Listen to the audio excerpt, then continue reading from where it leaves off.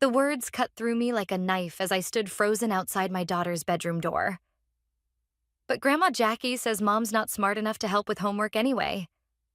My 14-year-old Lexus's voice drifted into the hallway, followed by my 12-year-old son Kian's agreement. I'm Sandra.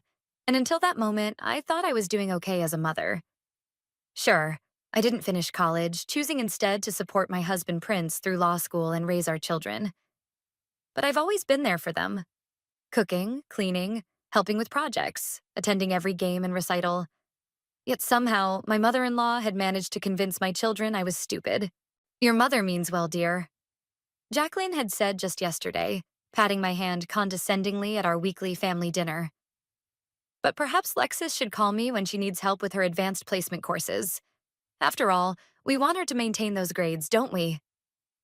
I'd gripped my fork tighter, smile plastered on my face, while Prince became suddenly very interested in his mashed potatoes. He never stands up to his mother. Never. Actually, I helped Lexus with her last history project, I'd said. She got an A. Jacqueline had laughed that tinkling laugh that makes my skin crawl. Oh, sweetheart, anyone can help stick pictures on a poster board. I'm talking about real academic assistance. Now, hearing my children echo her words, something inside me snapped. I pushed open the bedroom door. Is that what you really think? Both kids jumped. Lexus's face flushed red, but she lifted her chin defiantly. Well, you didn't even finish college, Mom. And you're always asking Dad for help with the big words in the newspaper, Kian added. I walked into the room and sat on Lexus's bed. Do you know why I didn't finish college? They shook their heads. Because I chose to support your father through law school instead. Someone had to work to pay the bills, and someone had to take care of you too. That was my choice. It doesn't make me stupid. But Grandma Jackie says, Grandma Jackie doesn't know everything. My voice came out sharper than intended. I took a deep breath. Did you know I had a full scholarship to UCLA before I met your father? Their eyes widened. This was news to them. Mom, why didn't you ever tell us?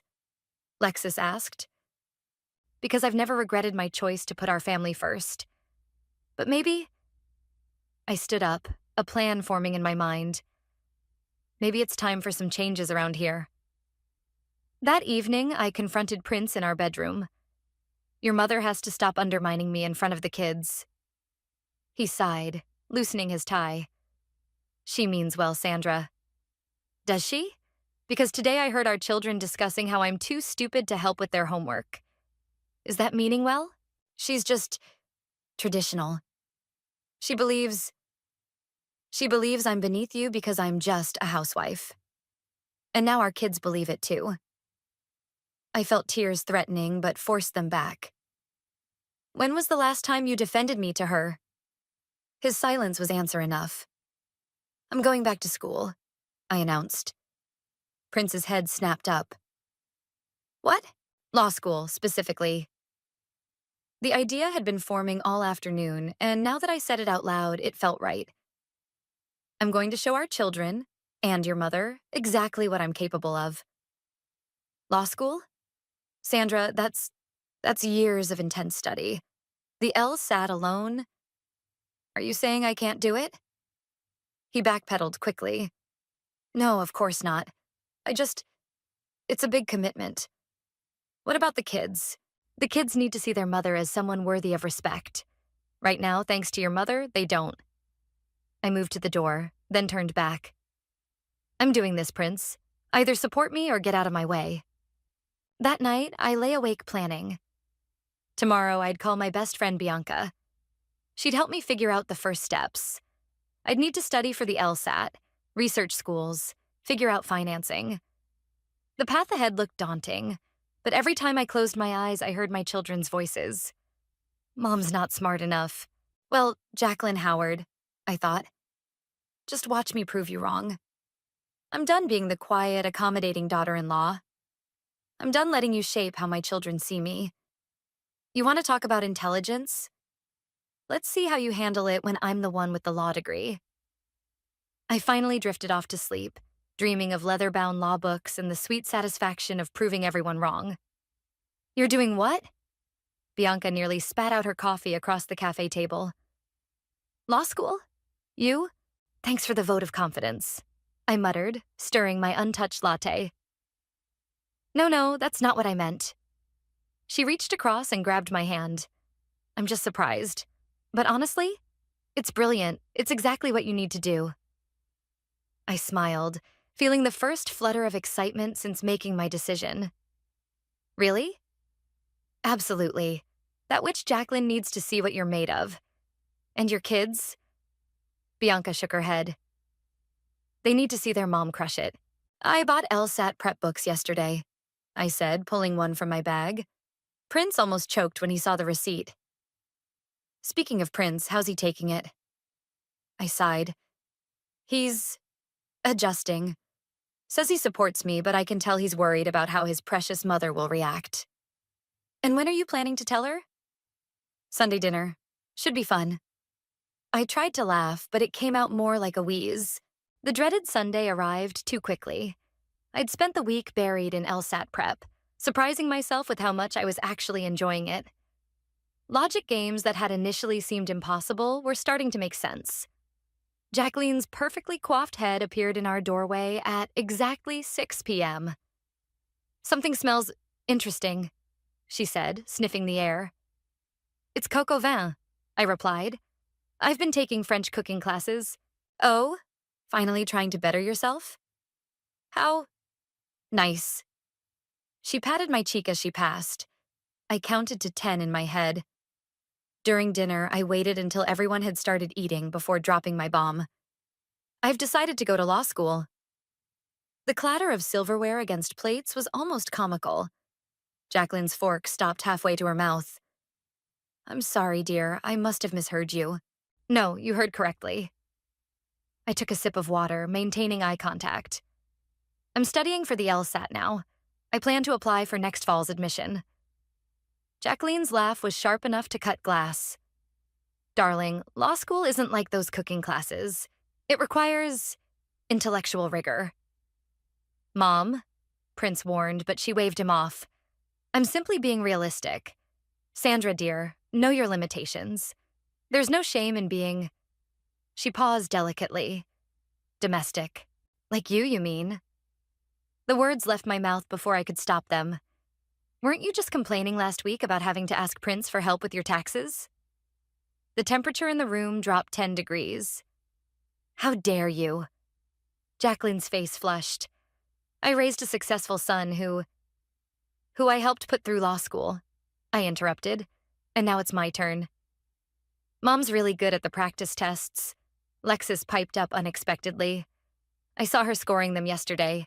Jacqueline turned to her granddaughter. Sweetheart, there's a vast difference between a practice test and actual law school. Your mother would be competing against people who have certain advantages she lacks. Like what? I challenged. A trust fund? A country club membership? Or just your approval? Sandra, Prince started, but I cut him off. No, I want to hear exactly what advantages I'm lacking. Please, Jacqueline, enlighten us all. She stood up, napkin falling to the floor. I will not sit here and be attacked in my son's home by his wife? The mother of his children? The woman who's about to prove you wrong about everything you've ever said about her? This is ridiculous, she spat. Prince, are you going to allow this? Prince looked between us, then slowly set down his fork. Actually, Mother, I think Sandra will make an excellent lawyer. The silence that followed was deafening. Jacqueline's mouth opened and closed like a fish out of water. I think we're done with dinner, I said calmly, standing up. Lexis, Kian, please help clear the table. This isn't over, Jacqueline hissed as she gathered her things to leave. You're making a fool of yourself, and worse, you're embarrassing my son. I held the door open for her. You know what, Jacqueline? You're right about one thing. This isn't over. It's just beginning. After she left, Prince wrapped his arms around me. That was intense. Are you mad? He kissed the top of my head. No, I'm proud. And a little scared of you. I laughed, feeling lighter than I had in years. Good, because I meant every word. I'm doing this. Later that night, I called Bianca to recount the evening. You actually said that to her face? She squealed. God, I wish I'd been there. It felt good, I admitted. Really good. But now I have to back it up. You will, she said firmly, and I'll help you every step of the way. I hung up and opened my LSAT prep book, more determined than ever. Jacqueline had unknowingly given me exactly what I needed. The fire to prove her wrong. Mom, where's my soccer uniform? Kian shouted from upstairs. Laundry room, I called back, highlighting another passage in my LSAT prep book. Third shelf. Mom, can you proofread my essay? Lexus appeared in the doorway, laptop in hand. Give me 5 minutes to finish this section. I glanced at the kitchen clock, 6:45 a.m. The kids needed to leave for school in 20 minutes, and I had my LSAT prep course at 9. 6 months had passed since the dinner confrontation with Jacqueline. 6 months of juggling household duties, kids' activities, and intensive studying. Dark circles had become my permanent accessories, but my practice test scores were steadily climbing. This doesn't make sense, Lexus said, peering over my shoulder at my logic games practice. How can you understand this stuff? I smiled. The same way you understand algebra. Practice and persistence. The doorbell rang unexpectedly. I opened it to find Jacqueline, immaculately dressed as always. I thought I'd drive the children to school today, she announced, sweeping past me. Give you more time for your studies. The way she said studies made it sound like a dirty word. That's not necessary, I started, but Kian was already bounding down the stairs. Cool. Grandma Jackie, can we stop for breakfast? Of course, darling. Anything you want. She shot me a triumphant look. Unlike some people, I have time for my grandchildren. I bit my tongue, remembering my therapist's advice about choosing my battles. Fine. Kids, have a good day. After they left, I threw myself into studying until it was time for my prep course. The local library had become my second home, and today I arrived to find an unexpected ally. Sandra, Moses, a retired judge who volunteered at the library, waved me over. I was hoping you'd come in today. I have something for you. He pulled out a stack of old law school textbooks. These helped me through my first year. They're yours if you want them. I haven't even taken the LSAT yet, I protested. But you will, and you'll pass. He leaned forward. I've been watching you study here every day. You have what it takes. What's that? Determination, and something to prove. He winked. The best lawyers always do. Later that afternoon, I was deep in a practice test when my phone buzzed. A text from Prince. Mother just called. Says she's worried about the kids. Says they're being neglected. My hands shook as I typed back. Because she drove them to school one time? She mentioned Kian's grade in math dropped. It dropped from an A to an A. One assignment. I'm handling it. I know. I told her that. Just wanted you to know what she's saying. I was about to respond when another text came through, this time from an unknown number. It was a screenshot of a social media post. Jacqueline lamenting about modern mothers who prioritize their vanity projects over their children's well-being. Bianca called seconds later. Did you see what that witch posted? Just now. I tried to keep my voice steady. She's trying to get to me. Don't let her. How's the studying going? Good. Really good, actually. Moses gave me his old textbooks today. The retired judge? That's huge. Bianca paused. Hey, want some interesting info about your mother-in-law? What kind?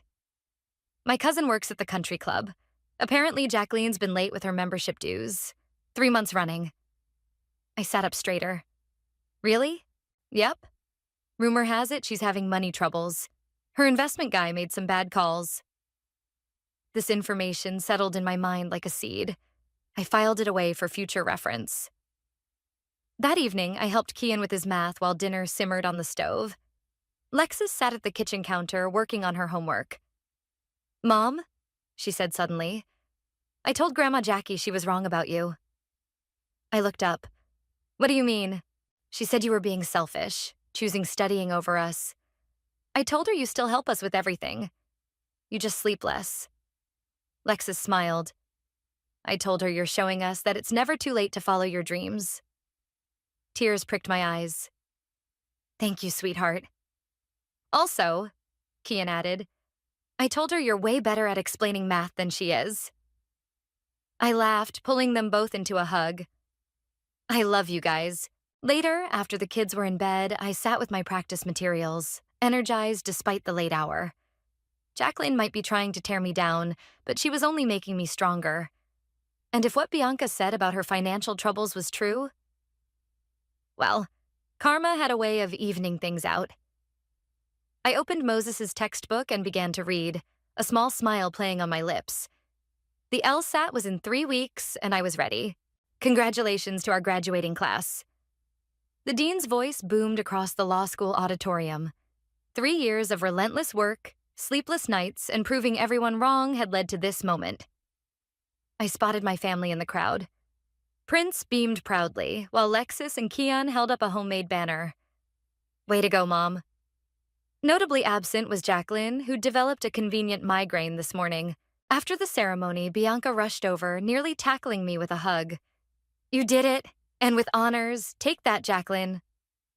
Speaking of the devil, Prince muttered, nodding toward the entrance. There stood Jacqueline, looking uncomfortable in last season's designer dress. Another sign of her continuing financial struggles. Sandra, she said stiffly, air kissing my cheek. I suppose congratulations are in order. How's your migraine? I asked sweetly. Before she could respond, Moses appeared. There's my star student. Ready for your first day at the firm next week? Jacqueline's eyes widened. You've already secured a position? Top firm in the city, Moses said proudly. I recommended her myself. I watched Jacqueline's face cycle through various emotions before settling on a tight smile. How fortunate. 1 week later, I walked into Harrison and Wilcox law firm, armed with a new briefcase and determination. Moses had pulled strings to get me in, but now I had to prove myself. You must be Sandra, a sharp voice said. I turned to find a younger woman in a power suit that probably cost more than my monthly mortgage payment. I'm Heidi. I'll be showing you around. Her tour felt more like an interrogation. So, you're Moses's pet project?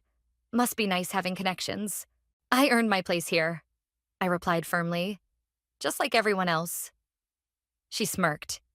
We'll see about that. The next few months were a blur of case files, court appearances, and office politics. Heidi seemed determined to see me fail, but I channeled my years of dealing with Jacqueline into handling her with grace. Your brief on the Martinez case is actually not terrible, Heidi admitted one late night, dropping a file on my desk. High praise indeed, I said dryly, not looking up from my computer. She hesitated. Look, I may have been a bit harsh initially. A bit? Fine, I was a total witch. But you've proven yourself.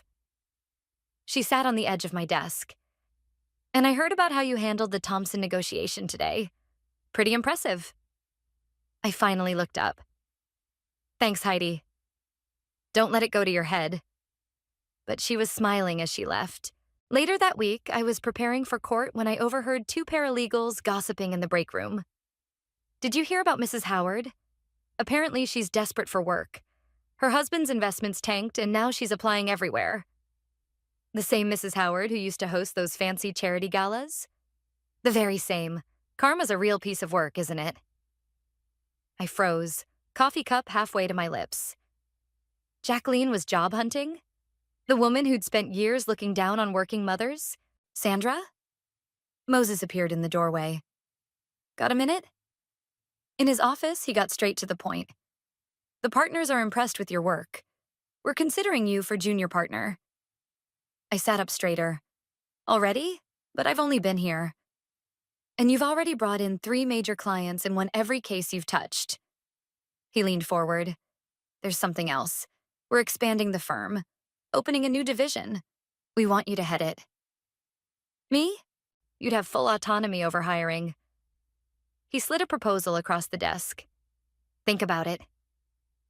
That evening, I shared the news with Prince over dinner. Junior partner? Sandra, that's incredible. He hugged me tight. I'm so proud of you. There's more. I told him about the new division. I'd be building my own team. You should do it. Lexus chimed in. Show everyone what you can do. Speaking of everyone, Prince said carefully, Mother called today. She's looking for work. Asked if I knew of any openings. I stared at the proposal on our kitchen counter, an idea forming. Actually, I might know of something. Really? I nodded, a slow smile spreading across my face.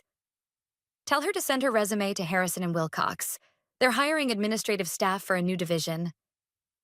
You'd hire Mother? After everything? Let's just say I'm curious to see how she handles working for someone she underestimated. Prince looked concerned. Are you sure about this? I thought about all the times Jacqueline had belittled me, all the snide comments and condescending looks. Oh yes, I'm very sure. Tell her to send that resume in. Sometimes karma needs a little push in the right direction.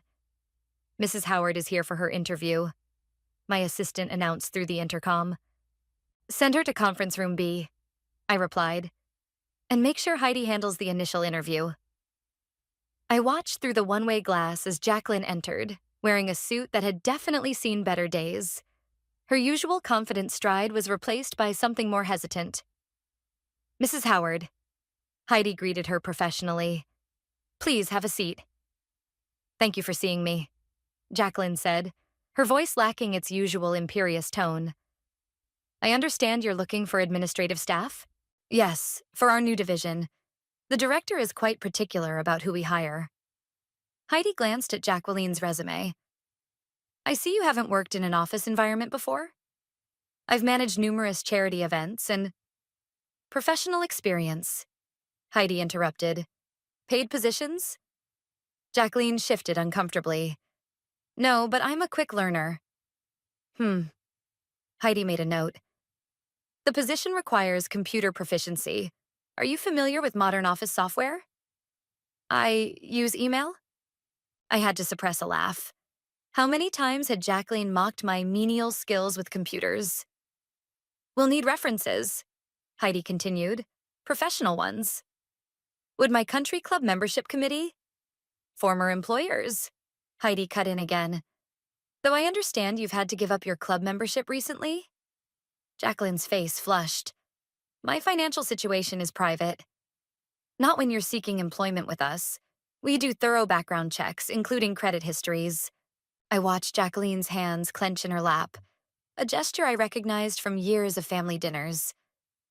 I see, she said stiffly. Well, perhaps this isn't the right fit. Actually, Heidi consulted her notes. The director specifically requested to meet you. She'll be joining us shortly. Jacqueline's relief was palpable. Clearly, she thought her social connections might still save her. If only she knew. I gave them 5 more minutes before entering the conference room. Jacqueline's back was to the door, but I saw her spine stiffen as my heels clicked across the floor. Mrs. Howard, I said pleasantly. What a surprise. She whirled around, face draining of color. Sandra? That's Director Quinn here, Heidi corrected, barely concealing her smirk. This is your division? Jacqueline's voice was barely a whisper. Newly appointed, I confirmed, taking a seat. Heidi, could you give us a moment? Once we were alone, I opened Jacqueline's file. So, you're interested in working for us? I didn't know. I wouldn't have. She stood up. This was clearly a mistake. Why? Because working for your daughter-in-law is beneath you? You're enjoying this, aren't you? Actually, I'm taking it very seriously. Sit down, please. To my surprise, she did. Your financial situation is dire, I stated plainly. Your investment advisor lost most of your savings. Your house is mortgaged to the hilt, and you need this job. How dare you? I dare because I'm in a position to help you.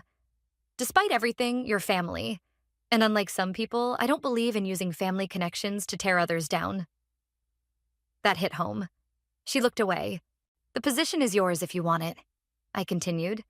Standard probationary period, fair salary, full benefits. But understand this. You'll be treated like any other employee. No special treatment, no exceptions. And if I refuse, then you can explain to Prince why his mother is too proud to accept a perfectly good job offer from his wife. She was quiet for a long moment. You've changed. No, I haven't. I've always been capable. You just never bothered to see it. Another pause. When would I start? Monday, 8 a.m. sharp. Heidi will be your direct supervisor. Heidi? But she's half my age. Welcome to the corporate world, Jacqueline. Age doesn't equal authority here. Capability does. She stood again, smoothing her skirt. Very well, I accept. Excellent. HR will email you the paperwork. I rose to leave, then turned back. Oh, and Jacqueline? The dress code here is business professional. Every day. I watched her face as she calculated the cost of a new work wardrobe she couldn't afford. I'm sure you'll figure it out, I added sweetly. After all, you're a quick learner. After she left, Heidi burst into my office. That was beautiful. Did you see her face when you walked in? Keep an eye on her, I said. Fair but firm. No special treatment, but no targeting either. You're nicer than I would be. No, I'm smarter. Success is the best revenge, Heidi. And having Jacqueline witness my success up close and personal? That's priceless. That evening, I told Prince about his mother's new job. How did she take it? About as well as you'd expect. I curled up next to him on the couch. But she accepted. Are you sure about this? I thought about Monday morning when Jacqueline would have to answer to me. Oh yes, I'm very sure. Sometimes the best lessons come from walking in someone else's shoes. You're late, Mrs. Howard, Heidi announced as Jacqueline rushed into the office at 8:15 a.m., 3 weeks into her employment. That's the third time this week. The traffic was terrible, and I had to take the bus because my car, everyone else manages to arrive on time. Heidi interrupted, including those who take public transportation. I watched the exchange from my office, noting how Jacqueline's shoulders tensed. She wasn't adjusting well to being on the receiving end of authority. These need to be filed by noon, Heidi continued, dropping a stack of folders on Jacqueline's desk. And Director Quinn needs the Thompson briefs proofread before the client meeting at 2. I haven't finished yesterday's filing yet, Jacqueline protested. Then I suggest you work through lunch. As Heidi walked away, I saw Jacqueline mutter something under her breath, the same way I used to when she'd make her little comments at family dinners. Sandra? Moses appeared in my doorway. Got a minute? Inside his office, he closed the door. How's your mother-in-law working out? She's struggling, I admitted. But she's trying. I overheard her being rather sharp with the junior associates yesterday. I know. Old habits die hard. Sandra? He leaned forward. I understand what you're doing, but don't let personal satisfaction cloud your professional judgment.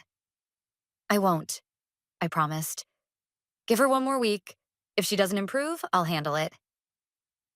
Later that afternoon, I passed by the break room and heard Jacqueline's voice. It's absolutely ridiculous, she was saying. That girl Heidi is barely out of law school, and she thinks she can order me around like some servant. That girl is your supervisor, another voice responded, Maria from accounting. And you're the one who applied for an entry-level position. Well, I never expected to be treated like regular staff? Maria's voice turned cold.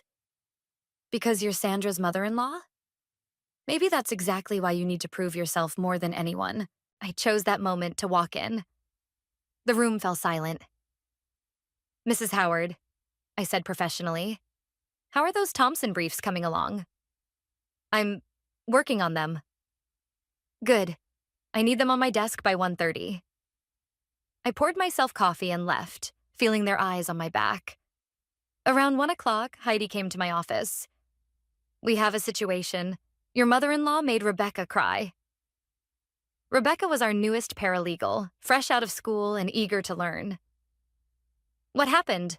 Rebecca asked for help finding a file, and Jacqueline told her she was too incompetent to work here and should go back to serving coffee. I closed my eyes briefly. Send them both to my office, separately. Rebecca first. Rebecca's eyes were still red when she came in. I'm sorry, Director Quinn. I didn't mean to cause trouble. You didn't. Tell me exactly what happened. After hearing both sides, I called Jacqueline back in. Close the door, I instructed. Sit down. Sandra, that girl was being completely… Director Quinn, I corrected, and stop talking. She blinked, unused to being spoken to this way. 3 weeks ago, you accepted a position here. With that position came certain expectations. Being professional, respectful, and cooperative were among them. You've failed on all counts. I'm not finished. You're late consistently. Your work is slow and often incomplete. You treat your colleagues with contempt. In short, you're displaying exactly the kind of behavior you use to criticize in others. This is because of our personal history. No, this is because you're a poor employee. The fact that you're my mother-in-law is the only reason you're getting this warning instead of being terminated immediately. She sat straighter. Are you threatening me? I'm giving you one last chance. Starting tomorrow, you'll shadow Maria in accounting. She's agreed to retrain you on basic office protocol and professional behavior. You'll report to her for the next 2 weeks. That's ridiculous. I don't need… Those are your options. Take the training or submit your resignation. The silence stretched between us. You're enjoying this, aren't you? She finally asked. Actually, no. I'm disappointed. I thought you'd rise to the challenge, show the same strength you always claimed to have. Instead, you're proving every doubt I had about hiring you. Her face flushed. I'll take the training, she said quietly. Good. Report to Maria at 8 a.m. sharp tomorrow. And Jacqueline? I waited until she met my eyes. You owe Rebecca an apology. A sincere one. After she left, I called Heidi in. Keep an eye on her with Maria, I instructed. If she steps out of line once… Heidi nodded. You know, for what it's worth, I think you're handling this better than most would. Sometimes the hardest part of revenge is showing mercy when you could show malice. Speaking of mercy, Heidi smiled. Wait until she finds out about next week's staff meeting. I couldn't help but smile back. The quarterly all-hands meeting would be interesting indeed. The quarterly all-hands meeting was set to begin in 5 minutes, and Jacqueline sat in the back row, nervously straightening her discount store blazer. 2 weeks of training with Maria had humbled her somewhat, but today would be the real test. Everyone, please take your seats, Moses announced from the podium. We have several important announcements today. I stood at the side of the conference room, watching as our entire staff filed in. Heidi caught my eye and winked. First, Moses continued, I'm pleased to announce that our new division, under Director Quinn's leadership, has exceeded all quarterly projections by 30%. Applause filled the room. I saw Jacqueline shift uncomfortably in her seat. And speaking of Director Quinn, Moses smiled, I'll let her take over from here. I walked to the podium, my heels clicking against the hardwood floor. Thank you, Moses. As many of you know, when I started here as a first-year associate, I had a lot to prove. Jacqueline's head snapped up. Some people thought I wouldn't make it, that I was too old to start a legal career, too domestic to succeed in corporate law.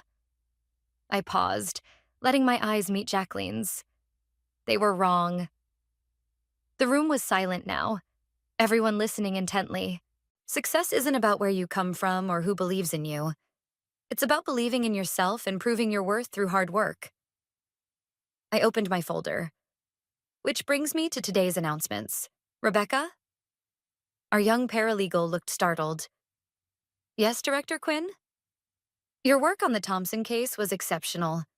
Starting next month, you're being promoted to junior case manager. Rebecca's eyes filled with tears as people around her offered congratulations. Jacqueline stared at her hands. Maria, I continued, your mentoring program has shown remarkable results. The board has approved your proposal for a company-wide training initiative with a corresponding raise and title change. Maria beamed, and I saw her shoot a pointed look at Jacqueline. And finally, I said, I'd like to address our newest employees. I pulled out another paper. Mrs. Howard? Jacqueline looked like she wanted to disappear into her chair. Your recent performance under Maria's guidance has shown significant improvement. While you still have much to learn, your willingness to adapt is noted. You'll be moving to the corporate compliance team, where your attention to detail will be an asset. Scattered applause followed. Jacqueline's face showed confusion, clearly unsure whether this was a promotion or a lateral move. Remember, I concluded, at Harrison and Wilcox, we believe in second chances, but we also believe in earning your place. Thank you all. As people began filing out, Jacqueline approached the podium. Director Quinn, may I have a word? In my office. Once inside, she didn't sit down. Why are you doing this? Doing what? Recognizing good work? Managing my division? No, this whole thing. Hiring me? Making me train under people half my age, and now this new position. Would you prefer I fired you? No, She deflated slightly. I don't understand why you're helping me. Sit down, Jacqueline. She sat. Do you remember what you said when I announced I was going to law school? That I should know my limitations? She nodded slowly. Well, I did know my limitations. I also knew they were temporary. Every obstacle can be overcome with enough determination. I leaned forward, including pride. Is that what this is about? Making me humble? This is about showing you that the very qualities you mocked in me, adaptability, willingness to learn, starting from the bottom, are exactly what you need now. Tears appeared in her eyes. I was wrong about you. I know. And I'm sorry. I know that too. I handed her a tissue. Your new position starts Monday. Don't be late. She stood to leave, then paused. The children, my grandchildren, they're proud of you, aren't they? Yes. And they can be proud of you too if you let them see what grace looks like in the face of adversity. After she left, Heidi burst in. That was amazing. Did you see her face during your speech? It wasn't about her face, I said. It was about her understanding. Still, it must feel good. I thought about it. You know what feels better? Knowing my kids are seeing that success doesn't mean crushing others. It means lifting yourself up, and sometimes, if you're strong enough, lifting up those who tried to hold you down. You're too nice. Heidi laughed. No, I smiled. I'm just finally powerful enough to be kind. That evening, I received a text from Jacqueline. Thank you for the second chance. Dinner on Sunday? I showed it to Prince. What do you think? He wrapped his arms around me. I think you've won more than just professional success. I texted back. Sunday works, I'll cook. Sometimes the sweetest victory isn't in defeating your enemies, but in transforming them into allies. Mom, can you help me with my law school application essay? Lexus asked, spreading papers across my home office desk. I looked up from the case files I was reviewing. Of course, sweetheart. I want to write about what inspired me to choose law. She grinned. Guess who? Before I could respond, the doorbell rang. Jacqueline entered, carrying a stack of corporate compliance reports and wearing a sensible pantsuit, a far cry from her former designer wardrobe. I hope I'm not interrupting, she said, noticing Lexus's papers. These reports needed your signature before tomorrow. Perfect timing, actually, I said. Lexus was just working on her law school application. Jacqueline's face softened. Following in your mother's footsteps? And Dad's, Lexus added. But mostly Mom's. She showed me that it's never too late to chase your dreams. She showed us all that, Jacqueline said quietly, setting down the reports. Mind if I take a look at your essay? I watched as my daughter and mother-in-law bent over the application together. Jacqueline pointing out phrases that could be stronger. Lexus eagerly taking notes. The scene would have been unimaginable a year ago. Sandra? Heidi's voice came through my phone. The Thompson merger just hit a snag. We need you at the office. I'll be there in 20. I gathered my things. Jacqueline, can you help Lexis finish the essay? I trust your judgment. The look of surprise and gratitude on her face was worth every bitter moment of the past. At the office, I found Heidi pacing. The other side's trying to back out. They claim we misrepresented the terms. Get me Moses and the merger documents, I said, slipping into director mode. And call their lawyer. What's his name? Actually, Heidi smiled.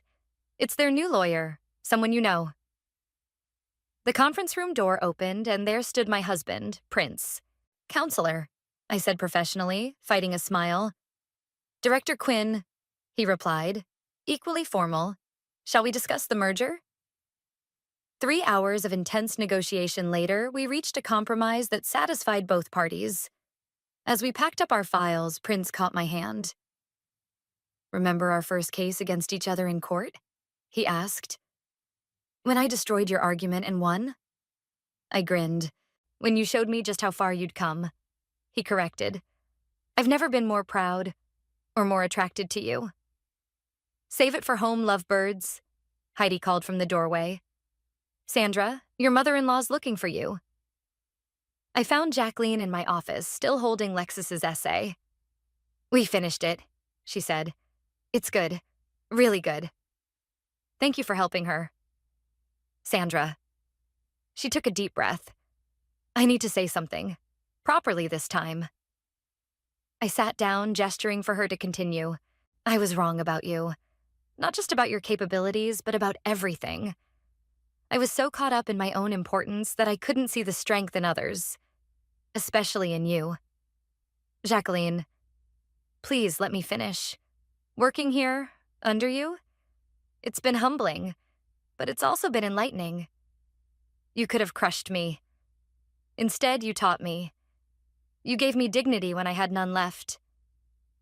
Everyone deserves a chance to reinvent themselves, I said. You did more than reinvent yourself. You became someone better while staying true to who you are. I admire that. The words hung in the air between us, healing old wounds. Want to know something funny? I asked. All those years I spent trying to prove you wrong, and in the end, the biggest victory wasn't proving anything. It was finding peace with who I am. And showing an old woman she still had a lot to learn, she added with a small smile. My phone buzzed. A text from Kian. Maid honor roll. Grandma Jackie's been helping me study after work. I showed Jacqueline the message. Her eyes welled up. They don't call me Grandma Jackie anymore, she said. Now it's just Grandma. Feels more real somehow. Real is good, I agreed. Real is what we build on. Prince appeared in the doorway. Ready to head home? Lexis texted. She's making dinner. Heaven help us, Jacqueline laughed. Remember when she tried to make coq au vin? Like mother, like daughter, I said, remembering my own early cooking disasters. As we walked to the parking lot together, director, lawyer, and corporate compliance officer, daughter-in-law, husband and mother-in-law, family, I realized something profound. Success isn't just about proving others wrong. Sometimes it's about proving to yourself that you can rise above the need for revenge, that you can turn adversaries into allies, and that the greatest victory isn't in defeating others, but in helping them grow alongside you. Race you home? Prince suggested. Winner gets to critique Lexis's cooking? Jacqueline offered. I laughed, feeling lighter than I had in years. Game on.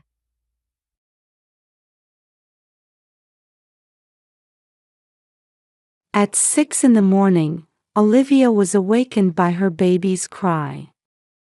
Her husband, who should have been sleeping beside her, was nowhere to be seen. Working through the night again, she muttered to herself as she crawled out of bed in the master bedroom of their luxury apartment. The sunrise visible from the top floor along Lexington Avenue heralded the beginning of a new day. Mama's here, Emma. Olivia approached the crib, calling her daughter's name. 6-month-old Emma seemed to be crying because she needed a diaper change.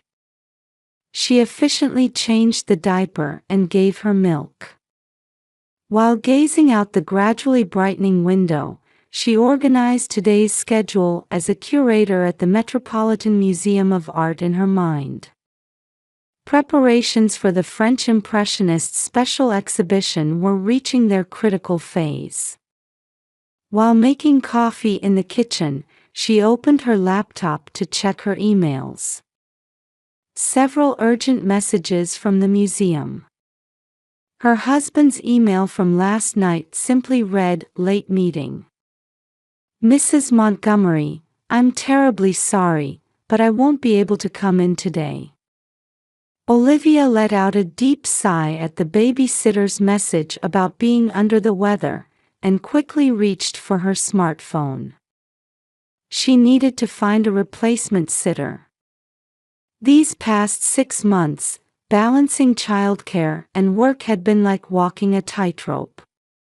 Then, a call from her mother. She had a bad feeling about this. When she answered, sure enough, her mother Helen's imperious voice rang out. Her mother, who should have been enjoying an elegant morning in her luxury apartment along Park Avenue, always seemed to call early in the morning for some reason. "Olivia, I told you yesterday too. You're doing everything wrong with the childcare.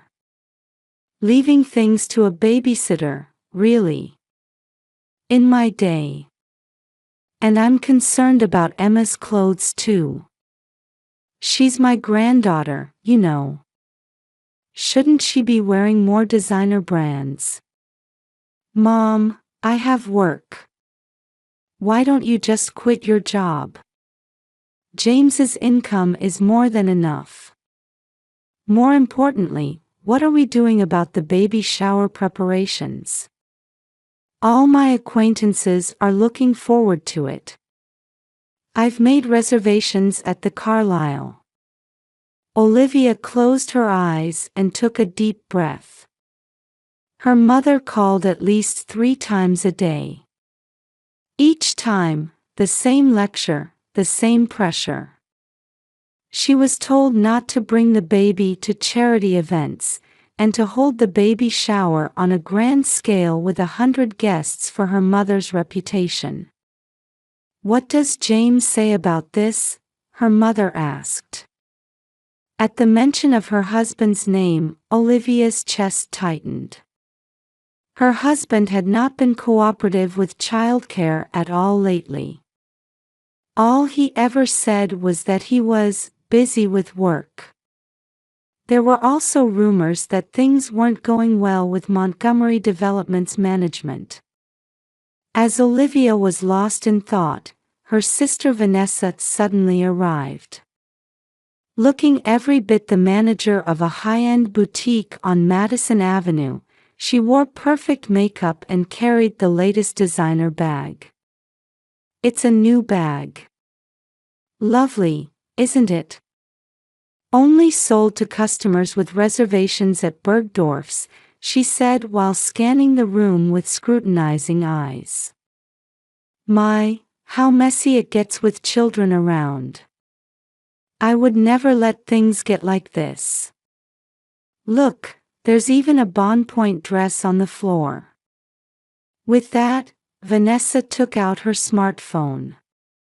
She would probably post something sarcastic on social media again. Olivia had already seen her sister's posts several times saying, "Watching my sister's parenting is the perfect example of what not to do." The looks from her mother's friends who saw those posts were growing colder by the day. Looking at Emma's sleeping face, Olivia let out a deep sigh. There was no one she could talk to. Her relationships with friends were slowly being destroyed by her sister's deliberate gossip. Her husband was coming home later and later. Support from her family was nothing but a facade. But for this small life, Olivia gently stroked her daughter's head. She had to endure. Still, she had to endure. Listening to Emma's peaceful breathing, Olivia quietly wiped away her tears. These people must absolutely be invited. It concerns my reputation. Helen thrust a thick guest list in front of Olivia in the Carlisle Hotel lobby. The Metropolitan Museum trustees, the chairman of the New York City Ballet Patrons Association, and major donors to the Central Park Zoo. The names of New York society's heavyweights were densely packed on the list. They were all names Olivia didn't know. "Mom, what about my friends?" "Your friends?"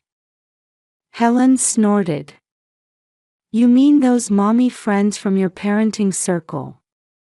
The ones who enjoy brunch at Sarah Beth's? We don't need to invite such people. A baby shower is a social occasion. Since she's my granddaughter, we need to maintain a certain standard." Olivia silently sipped her tea. The elegant aroma of the Carlisle Special Blend only served to aggravate her stomach pain. Several Bergdorf Goodman baby clothing catalogs were piled on the table. "I wasn't expecting a granddaughter like this." Olivia stopped at her mother's unexpected words. "What about Emma? She doesn't look like me, does she?" "She doesn't look like you either.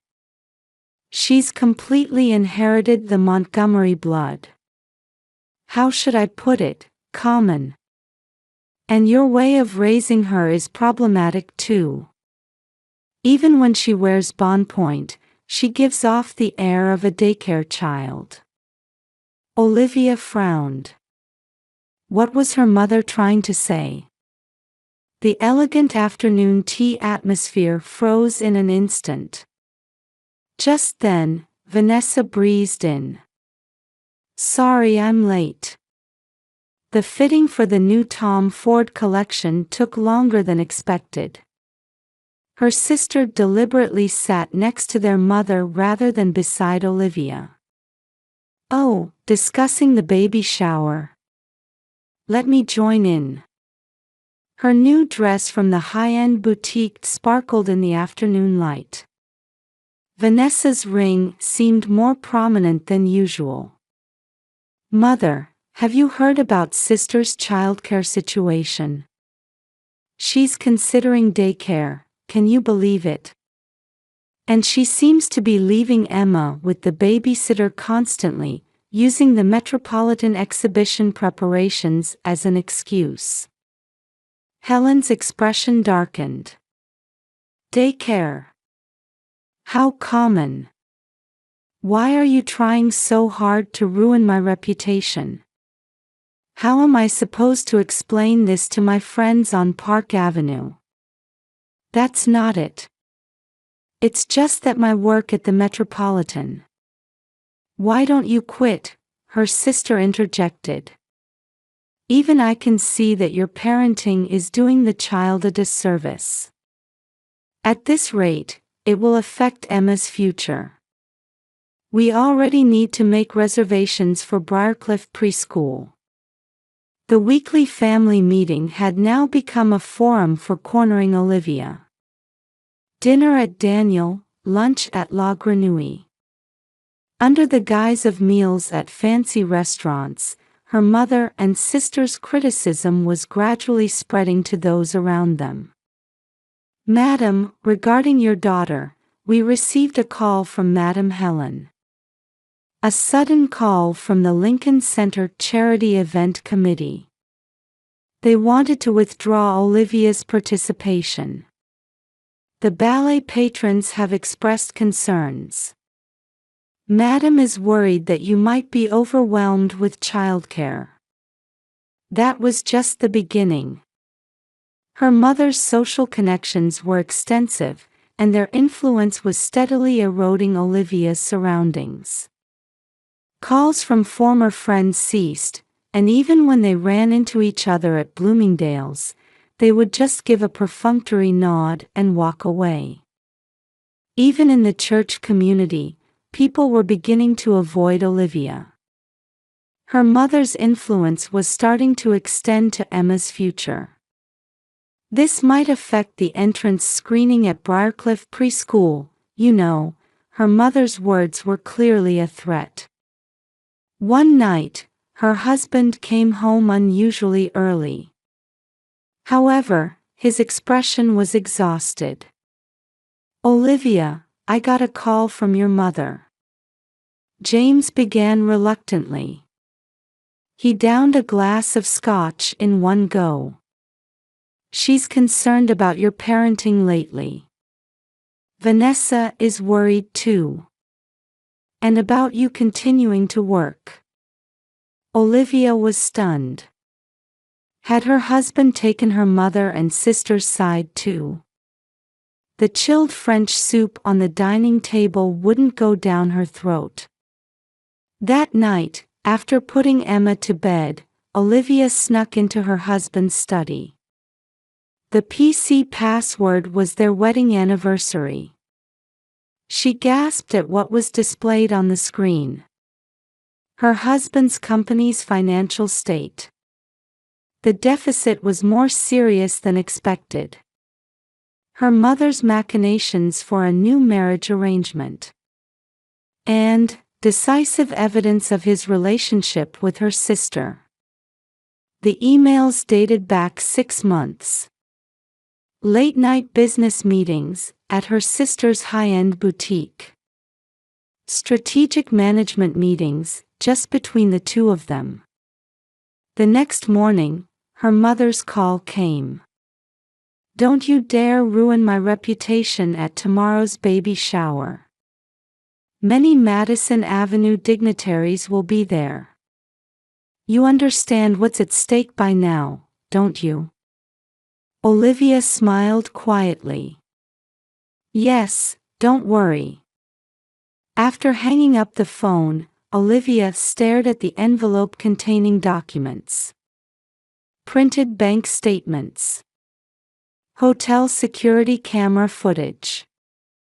Email records. Enough. It was time to end everything. The top floor of the Carlisle Hotel. Over 100 invited guests had already gathered in the grand ballroom overlooking the Manhattan skyline. The bubbles from premium champagne being poured into the champagne tower danced eerily in the chandelier light. Olivia let out a deep sigh in front of the mirror in the preparation room. The brand new Ralph Lauren dress didn't quite suit her anxiously trembling body. "Miss, are you ready?" The hotel concierge knocked politely at the door. String quartet music could be heard leaking from the venue. "Yes, I'm fine." As she answered, Olivia checked the contents of her clutch bag. A tightly sealed envelope. A USB drive. And Emma's photo. What a lovely venue. Her mother's voice came from behind. Helen, wrapped in a custom Oscar de la Renta dress, wore a satisfied expression. "The New York Times Society columnist is here too. It should be in tomorrow's morning paper. My parties will be the talk of the town again." Olivia nodded silently. Her mother was still only concerned about her own reputation. "Come now, don't look so gloomy. This is a special day for you and Emma." There was something malicious in the tone of those words. When she stepped into the venue, the society's glamorous faces all turned toward her at once. Metropolitan Museum trustees, New York City Ballet patrons, charity organization leaders. The central figures of upper society that surrounded her mother. superficial pleasantries and cold gazes lurking beneath. Olivia maintained her smile and continued her greetings. Meanwhile, a crowd had already gathered around Vanessa. Her sister, dressed in a new Chanel dress, was letting out bright peals of laughter. Every gesture seemed to declare that she was the real star. While accepting a glass from a server, Olivia searched for her husband. James was near her sister. An invisible tension hung between them. "Shall we begin the photo session?" The photographer started setting up his tripod. The family was gathered in front of a pure white backdrop. Amidst the sound of shutters, Olivia could feel it. Everything was plastered over with fake smiles. "Where is the child?" the photographer asked. Olivia cut off her mother before she could answer. "She's right here. She is my daughter, after all, isn't she?" The babysitter approached, carrying a sleepy Emma. Sighs escaped from the crowd at the sight of the baby in her pure white dress. "How adorable! Like a little doll. She looks just like Olivia." At the last comment, her mother slightly grimaced. "Now, it's time for a toast." Helen stood in the center, champagne glass in hand. She surveyed the room with a perfect smile. "Thank you all for gathering here today for the baby shower of my beloved daughter Olivia and my dear granddaughter Emma." Olivia quietly set down her glass.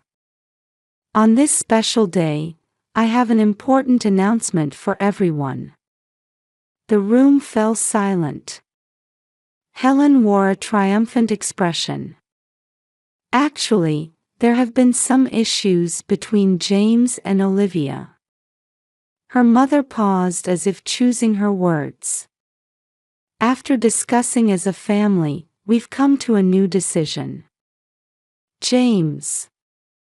Olivia's heart raced. Her arms tightened around Emma.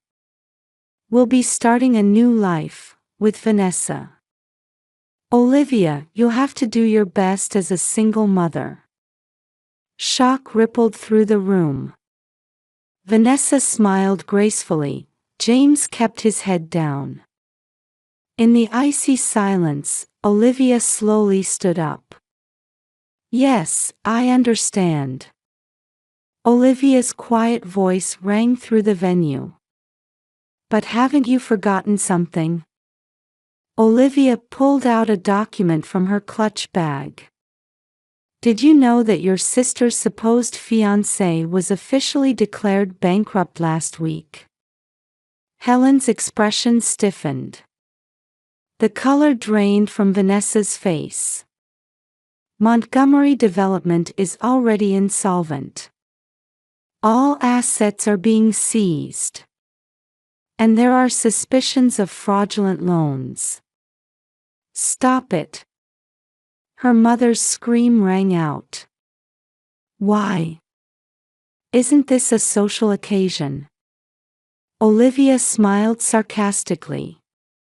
"Oh, yes, one more thing. Mother, did you know Vanessa is 3 months pregnant?" The room erupted in chaos. The New York Times reporter was frantically taking notes. "The new marriage arrangement you were plotting is all water under the bridge too. The alimony from a bankrupt man wouldn't maintain the reputation of a Park Avenue madam, would it?" "Be quiet," her mother screamed. "You're ruining my—" Olivia smiled serenely. "Yes, your reputation is indeed ruined, mother. But not my life." Gently holding Emma, Olivia surveyed the room. "Everyone, I apologize for the commotion. This is my final announcement. From tomorrow, we will begin a new life. Just Emma and me."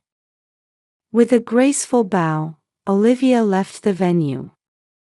Behind her, her mother's hysterical screams echoed, her sister collapsed in tears, reporters' camera flashes popped, and invited guests hurriedly rose from their seats.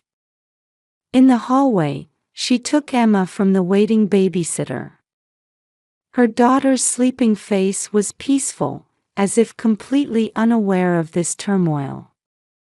"Let's go, Emma. To our new home." The next morning's New York Times. The Society column bore the headline, "Scandal in the Distinguished Montgomery Family." Olivia quietly spread out the newspaper in a hotel room near Central Park. Emma was taking her morning nap on the bed.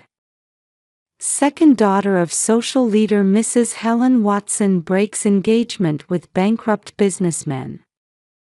The article didn't directly mention the events at last night's baby shower. But its impact was certainly spreading. "Madam, you have a phone call." The hotel staff connected the internal line. It was from the lawyer. "Regarding last night's incident, we've been contacted by Mr. Montgomery's side. They want to settle." "That won't be necessary," Olivia answered calmly but firmly. "All evidence has been submitted to the prosecutors.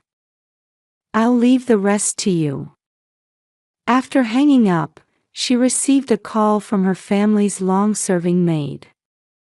"Miss, your mother, she's been having hysterics since morning."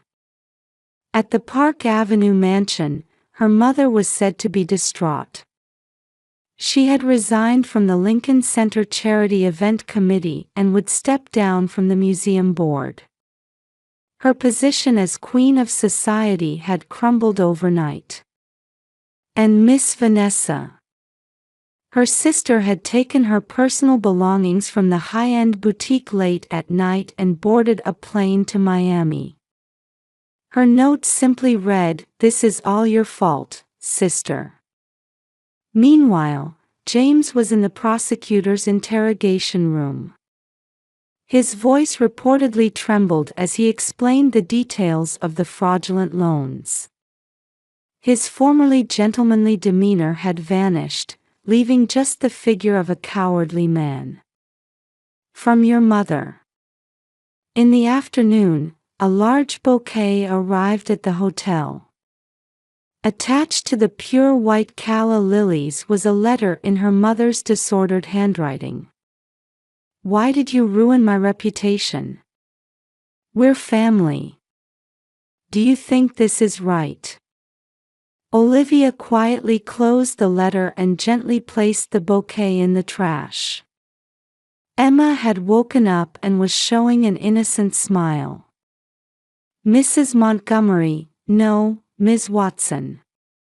In the afternoon, she received a call from the Metropolitan Museum director.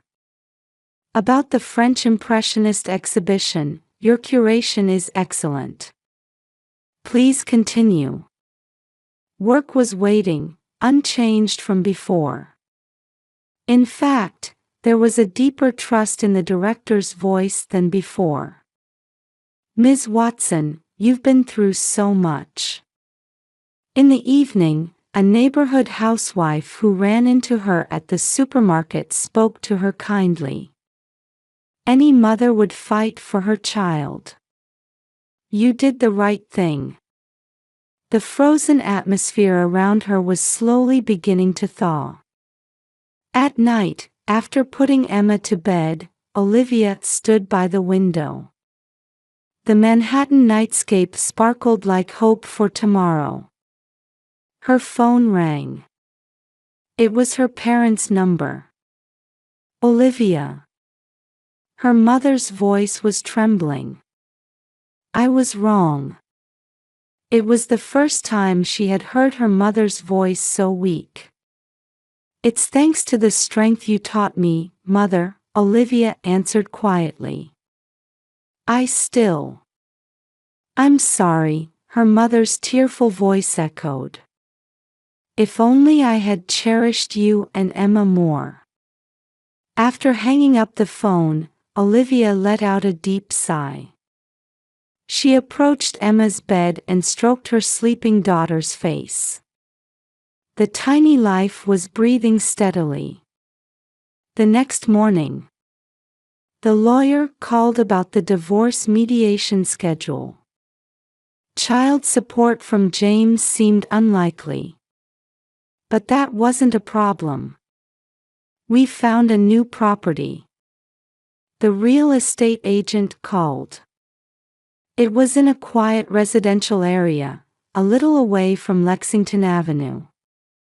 The rent was lower than now, but there was a lovely park nearby. Emma, let's go to our new home. Holding her daughter, Olivia smiled. Designer clothes, lavish baby showers, the glamour of high society, none of these were necessary for true happiness. In the evening, her former friends came to visit, bringing food. You've been through so much. We should have noticed earlier. Let's help each other from now on. The aroma of homemade muffins filled the hotel room. Emma gave an innocent smile to the people she hadn't seen in a while. Meanwhile, at the Park Avenue mansion, her mother sat alone, looking through an album. Photos of Olivia and Vanessa when they were young. The two were smiling together. When had everything become so distorted? In Miami, Vanessa was crying in a hotel room. She had lost her position as boutique manager, been abandoned by her baby's father, and above all, was tormented by remorse toward her sister. The Montgomery development office was already deserted. James was packing his last personal items into boxes, tasting the emptiness of having lost everything. Looking at Emma's photo, he was struck for the first time by genuine regret. A week later, Olivia moved into her new home. While moving in, she heard a familiar voice. Let me help. When she turned around, her mother was standing there. In casual clothes, she looked somehow fresh and youthful. I'll organize Emma's room. Her mother's voice no longer had its former imperious tone. Instead, it had returned to the warm voice of a real mother. Thank you. In the sight of her mother soothing Emma, Olivia saw a small hope. Things would never return to how they were before. But new bonds were slowly being nurtured. At night, after her mother left, Olivia stepped out onto the balcony of her new home. The full moon cast a gentle light. Emma showed a peaceful sleeping face in her crib. This was true happiness. Olivia felt it from the bottom of her heart. The following spring, the cherry blossoms in full bloom cast pale pink shadows in Central Park. Emma walked slowly. At Olivia's voice, a toddling little girl turned around. At 1.5 years, Emma was energetically running around the park paths. Oh, Olivia. Her mother, resting on a bench, waved. Helen's hair had more white in it, and her expression had softened. She had sold the Park Avenue mansion and now lived alone in a quiet residential area. A life far removed from society's glamour. But her eyes held a peaceful light. Grandma. As Emma ran over, Helen gently embraced her granddaughter. Designer baby clothes and grand charity parties were no longer necessary. Now, her only joy was watching this small life grow. The new exhibition at the Metropolitan was wonderful. At her mother's words, Olivia smiled. After the success of the French Impressionist exhibition, she had been promoted to senior curator at the museum. Her salary had increased, and their new life was gradually stabilizing. "But you seem busy." "Yes, but it's fulfilling." Emma had started daycare, and Olivia had found a new rhythm balancing work and childcare. Even in their new home away from the luxury residential area, true happiness was blooming. "Mother," Olivia carefully began. "We heard from Vanessa." Helen's expression clouded. Her second daughter, who had started a new life in Miami, had given birth to a baby boy 6 months ago. "The baby is doing well." "Yes." Vanessa seems to have finally learned how hard parenting is. The relationship between the sisters was still in the process of healing. But they had started occasionally exchanging photos of their children. A small step. But a definite change. "I heard James's verdict came through," her mother said quietly. Her ex-husband had received a suspended sentence and returned to his family home in Boston. Taking responsibility for the fraudulent loans, he had disappeared from the business world. Olivia was sometimes advised to find a new father for Emma's sake. But she felt it wasn't time yet. "You know," her mother said suddenly, "I've started volunteering at the community center recently." Surprised by these unexpected words, Olivia's eyes widened. "It's a support group for single mothers." "I thought maybe I could pass on something useful." An unexpected change in the former queen of society.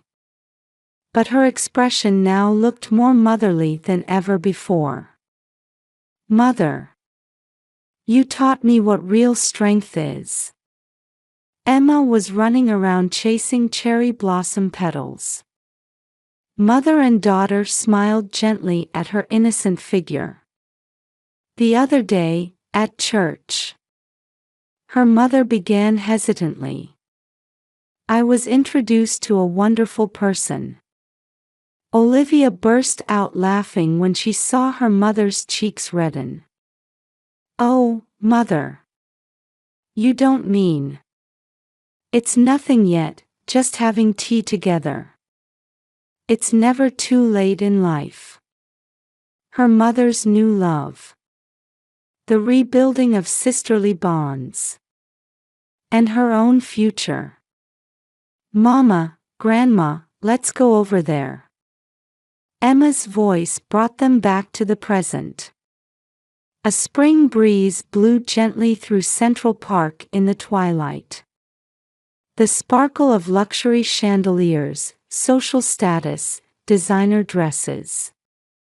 In the end, these were just add-ons to life. What truly mattered was something simpler and more genuine. "Let's go." Olivia stood up and took her mother's hand. Emma laughed innocently. That smile was the most precious, irreplaceable radiance of all. Tomorrow, the day after, and beyond. Their new life would continue moving forward, slowly but surely.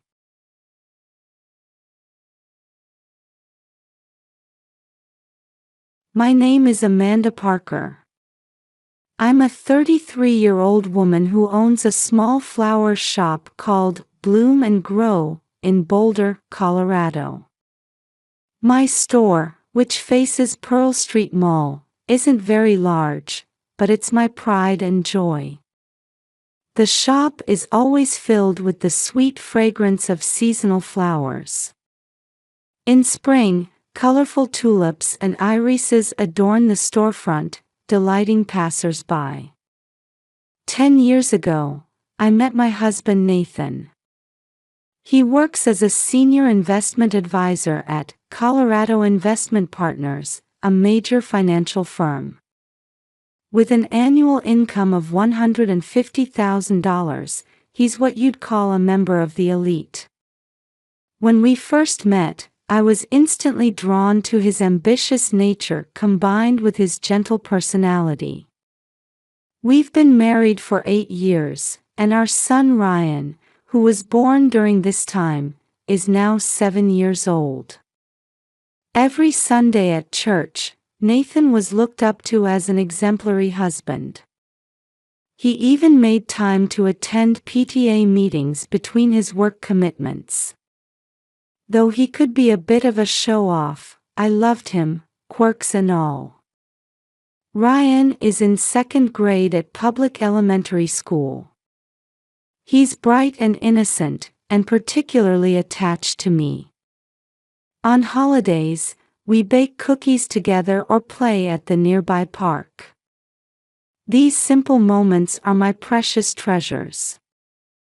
The refrigerator is covered with his drawings, and my heart warms every time I see them. Our daily routine was very structured. Every morning at 6 a.m., I naturally wake up before the alarm clock rings. The first thing I do is make smoothies in the kitchen. My special smoothie with fresh fruits, vegetables, and protein powder is my source of energy. I'm particular about using carefully selected organic ingredients. After that, I prepare Ryan's lunch and the family's breakfast. When the morning sun streams into our modern white kitchen, the shadows of the houseplants on the counter create beautiful patterns on the wall. In such peaceful morning light, I would savor my happiness. Nathan leaves for work at 7:30 a.m. After seeing him off with a "have a good day," I take Ryan to school. It's about a 10-minute drive from our quiet residential area in the Chautauqua district to his school. The commute, with views of the majestic Rocky Mountains along the way, was our precious conversation time. Sitting in our Toyota RAV4, listening to my son excitedly talk about what happened at school and his friends, hearing his voice was a daily joy for me. During the day, I work at the flower shop while my husband works at his downtown office. Casual conversations with regular customers, tending to seasonal flowers, creating bouquets. I spend fulfilling hours carefully managing the watering and temperature while attending to these tasks. In the evening, we have dinner together as a family. Sometimes we'd have barbecues on our backyard deck, occasionally inviting neighbors over. Until now, this was our normal daily life. Indeed, we had no financial worries and were probably seen as an ideal middle-class family from the outside. Our 3-bedroom house was ordinary yet filled with our personality. The large living room windows offer views of seasonal changes, crocuses announcing spring's arrival, vibrant petunias in summer, autumn foliage, and pure white winter landscapes. All of these were part of our precious memories. But over the past 2 months, I began to notice subtle changes.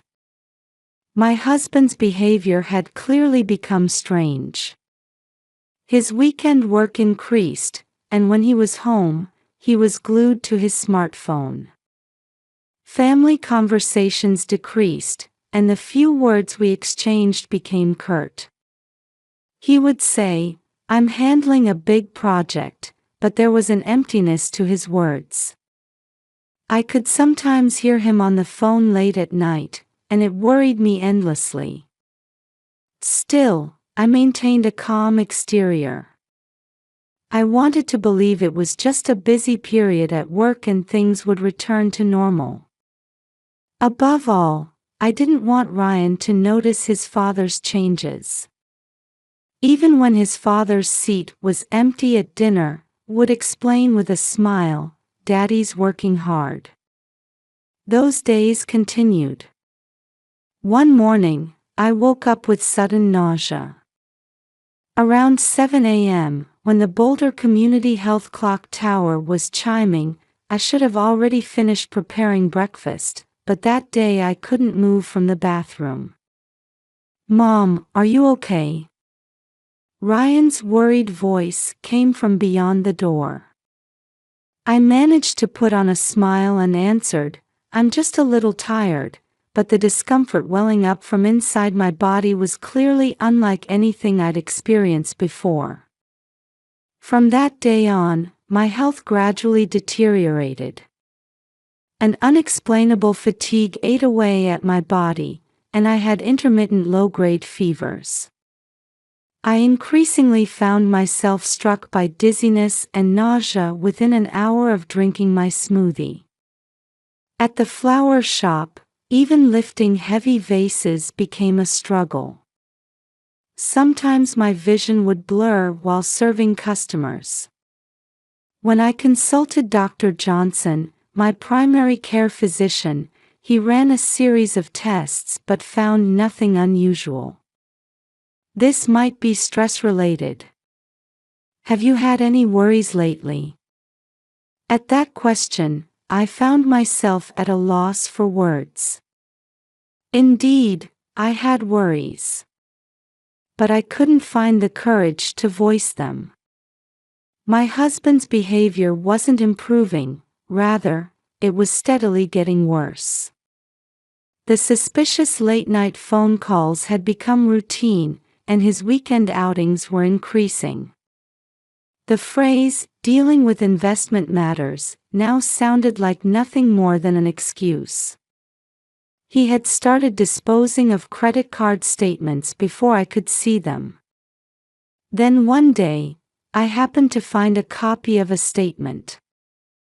Frequent charges at The Kitchen, an upscale restaurant in Boulder. Moreover, it was always dinner for two. Clearly, these weren't meals with me. With an aching heart, I reviewed that statement over and over. "Amanda, you're looking pale lately," Mary, a regular customer at the flower shop, commented with concern. Mary was a pillar of the local community who had lived in the area for over 20 years. We also saw each other at church every weekend, and she was like a mother to me. My friend had similar symptoms. Later we found out. She trailed off. The words that followed, "her husband's affair was discovered," weighed heavily on my heart. While shopping at McGuckin Hardware, I happened to catch sight of Nathan. But he hadn't noticed me. I saw him in the security mirror, engrossed in conversation with a young woman. The smartly dressed woman was clearly not there for investment consultation. The pain in my chest from that moment remains vivid even now. My health deterioration became even more serious. My hands wouldn't stop shaking, and sometimes I had trouble articulating words. I even visited the Boulder Community Health Emergency Room late one night, but again, they couldn't identify the cause. Have there been any changes in your living environment? When the doctor asked, I could only look down in silence. Yes, there had been changes. But I didn't have the courage to speak about them. My distrust of my husband grew daily, and our once strong relationship of trust seemed to be crumbling audibly. Ryan seemed to be keenly aware of my condition. Every time he worriedly asked, "Mom, are you not feeling well?" I would answer with a forced smile, "I'm fine." I didn't want to worry him. With that sole thought in mind, I continued to maintain a facade of calm. But reality proceeded in a cruel direction, regardless of my wishes. Even when my husband was home, he was like a stranger. His gentle smile and family conversations all seemed to have become things of the past. That morning, I woke up earlier than usual. The clock had just struck 6 a.m. Outside the window, the morning sun was beginning to touch the peaks of the Rocky Mountains. Though I still felt unwell, I had awakened to a strong sense of unease. As I was about to head to the kitchen, I heard a small noise.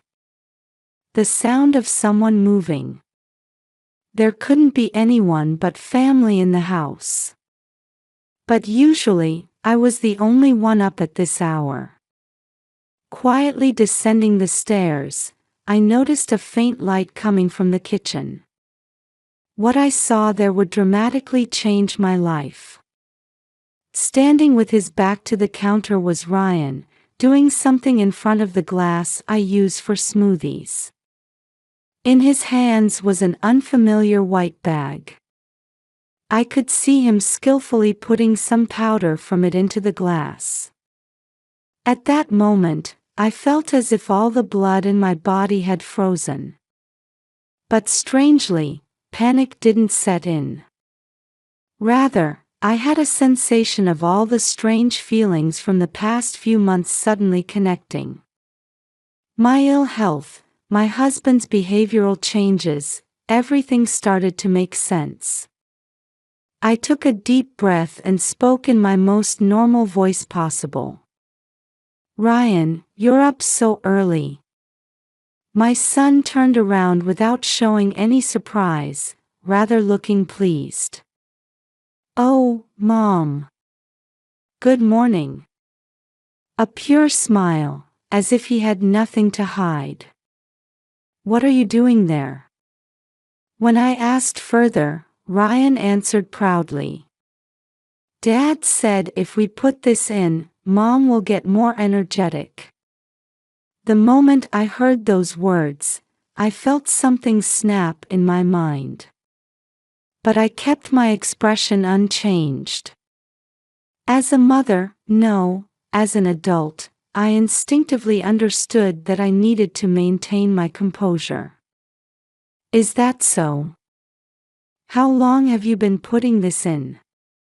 Speaking in as natural a voice as possible, Ryan thought for a moment before answering.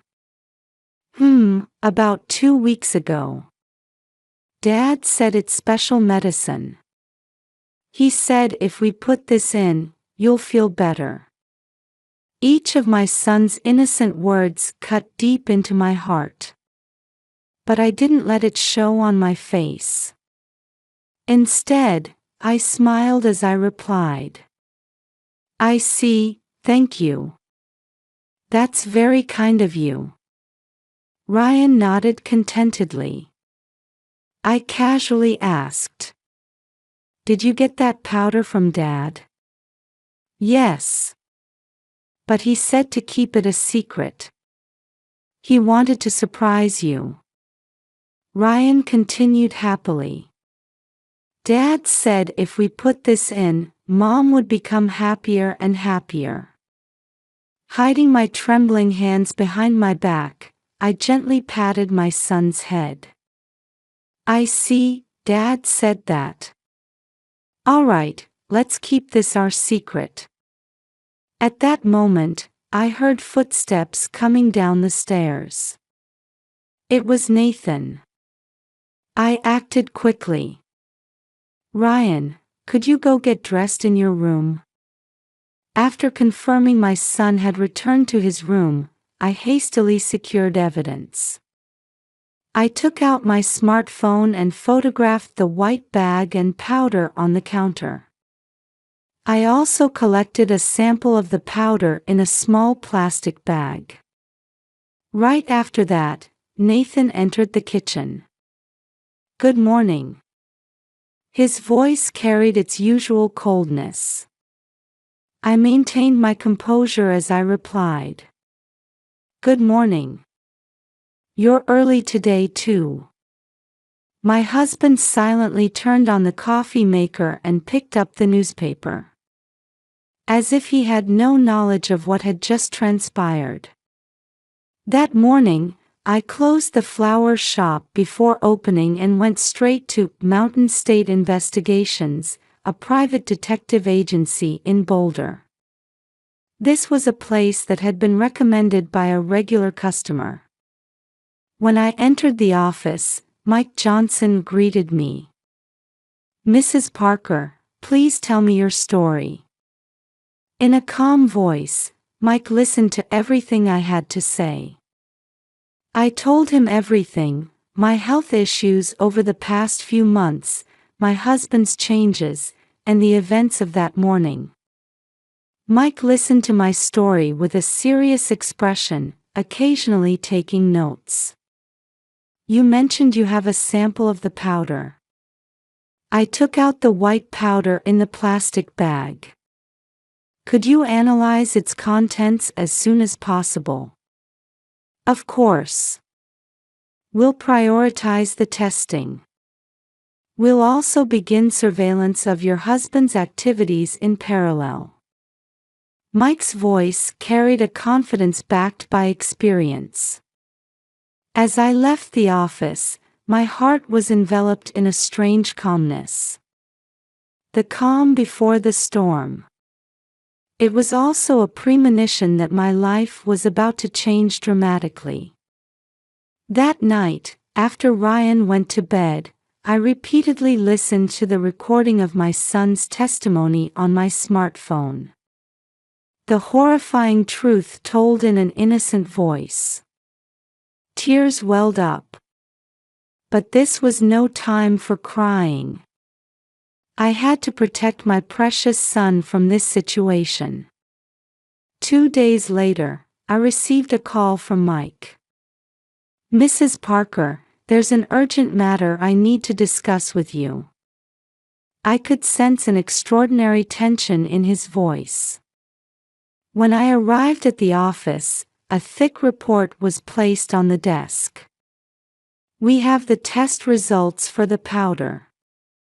The test results I received at Mike Johnson's office far exceeded my worst predictions. The white powder contained a toxic substance classified as a deleterious substance. Continuous intake of small amounts would gradually corrode the body. And eventually. Just thinking about the outcome sent chills down my spine. This is clearly attempted murder. We need to report this to the police immediately. Mike's voice seemed to come from far away. My head was filled with confusion, anger, and deep sadness. We arrived at the Boulder Police Department at 3 p.m. that day. Upon entering the imposing brick building, Detective Sarah Watson from the Major Crimes Unit immediately attended to us. She was a middle-aged woman with a warm demeanor, but her eyes held a sharp gleam. "Ma'am, please tell me everything in detail." Sarah sat next to me and asked questions gently but precisely. With trembling hands, I played the recording of my conversation with my son. His innocent voice echoed through the quiet interrogation room. "This will be crucial evidence," Sarah announced with a stern expression. "We'll request warrants immediately and begin the investigation. However, the next few hours are crucial. We must ensure the safety of you and your child." That same day, Ryan and I were placed under police protection. In a room at the St. Julian Hotel and Spa in Boulder. Though I could see the familiar cityscape from the window, I knew it would never look the same to me again. The police moved swiftly. Within 2 hours of our move to the hotel, a special unit was formed and the operation began. Information indicated that Nathan was still working overtime at Colorado Investment Partners. At dusk in the downtown office district, Nathan reportedly showed a surprised expression at the unexpected visitors on the 14th floor of the glass building.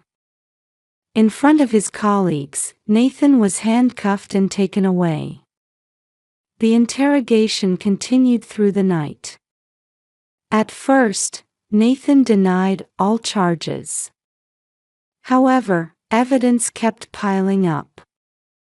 The toxicology results from my hair, my son's testimony, and decisively, the remaining powder found in his office. Then the investigation developed in an unexpected direction. When the Financial Investigation Unit began examining his financial transactions, shocking facts came to light one after another. Over $1 million in debt. Losses from failed investments. And most seriously, the misappropriation of client funds. Using his position as a senior investment advisor at Colorado Investment Partners, he had defrauded multiple clients of their funds. A laptop was discovered at the suspect's residence. Detective Sarah's eyes flashed at the investigator's report. The password has been cracked. Inside. The data analysis results were even more shocking. The existence of a mistress for the past 2 years. Rachel Smith, a 25-year-old clerk at Pearl Street Boutique. A young woman who led a flashy lifestyle in stark contrast to mine. Rachel's Instagram was full of records of stays at luxury hotels, photos with branded goods, and overseas trips. It was discovered that all this luxurious living was funded by the misappropriated money. Over the past 2 years, the suspect has transferred approximately $500,000 to an account in Rachel Smith's name. The room fell silent at the financial investigator's report. Further investigation revealed more shocking facts. Nathan and Rachel had even planned for after my death. Large life insurance policies. Abandonment of custody rights. Everything had been meticulously planned. Why didn't he kill her directly? When a young detective raised this question, Detective Sarah answered in a heavy tone. He was likely aiming for the perfect crime. By administering small amounts gradually, he tried to make it look like a natural death. And most despicably, the air in the room froze at these words.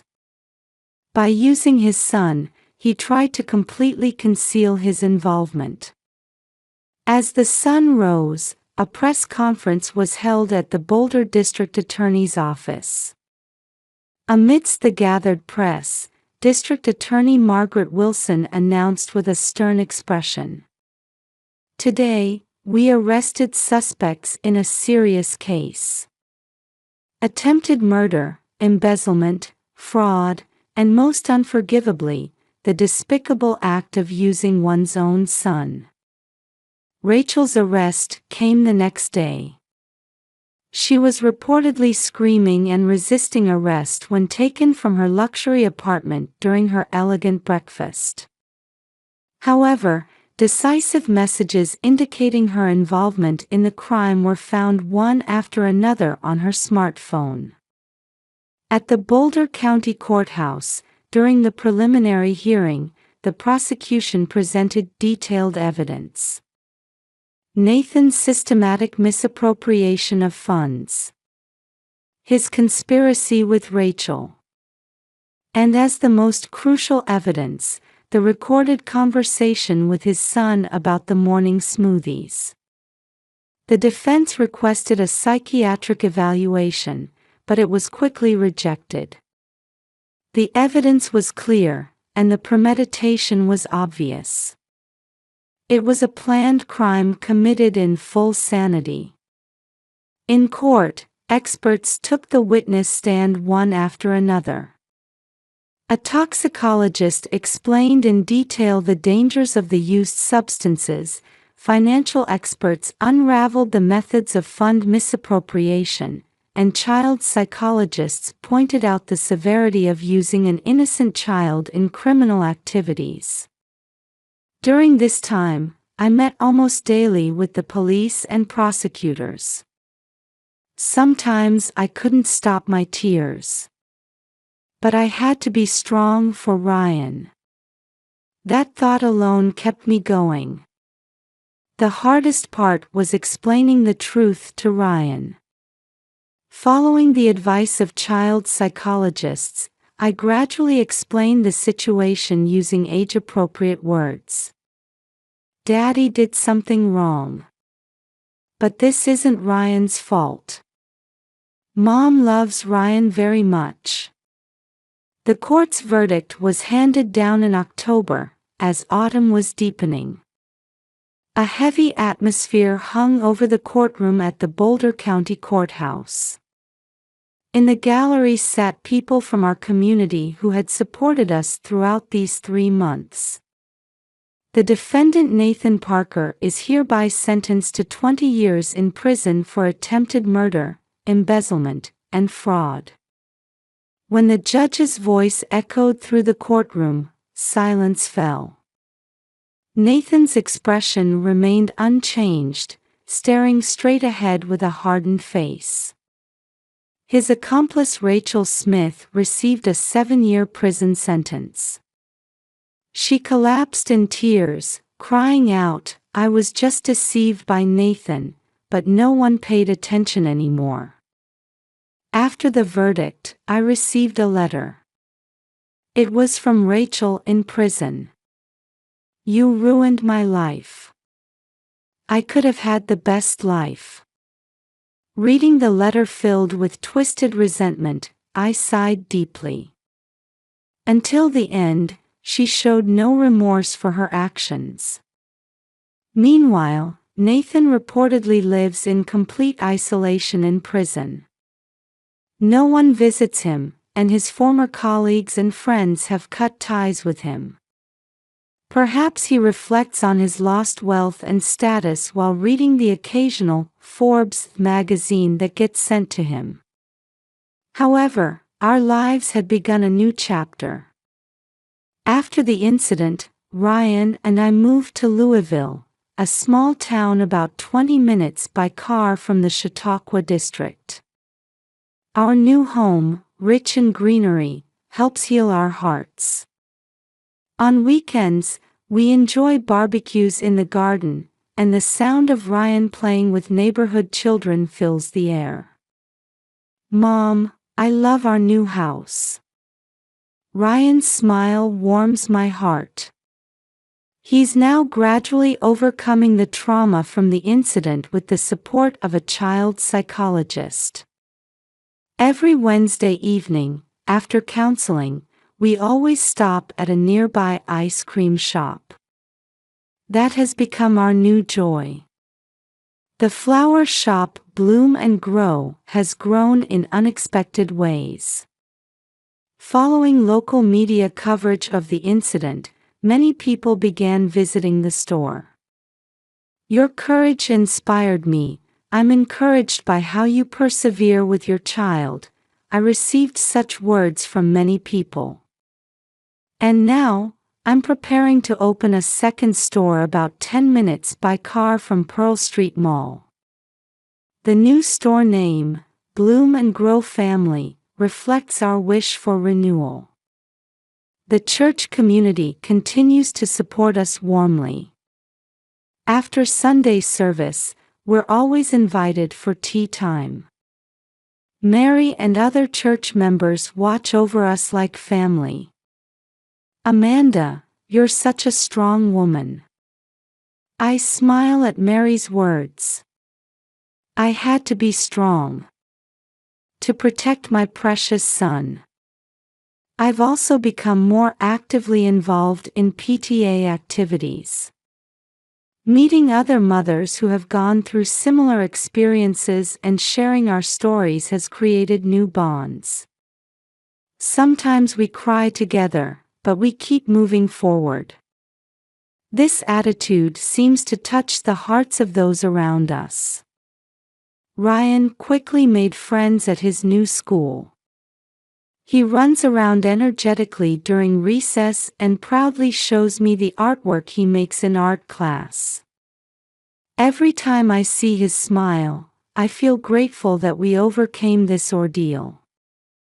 Our morning routine has changed slightly. Now, Ryan and I make smoothies together. Choosing fresh fruits, adding yogurt, sometimes putting in honey. Making our morning drink together is transforming bitter memories into new, happy ones. Recently, Ryan said something touching. "Mom, when I grow up, I want to be a detective. I want to help people in trouble." Those words brought tears to my eyes. The ability to transform a painful experience into a desire to help others, I feel proud of my son's strength. Now, as we approach 1 year since the incident, I'm greeting new mornings. Drinking warm smoothies while basking in the morning sun through the window. Hearing Ryan working on his homework nearby. It's simple, but there's genuine happiness there. Sometimes I blame myself, thinking, why didn't I notice sooner? But whenever I do, someone always encourages me. Regular customers who stop by the flower shop, church friends, new friends in the community.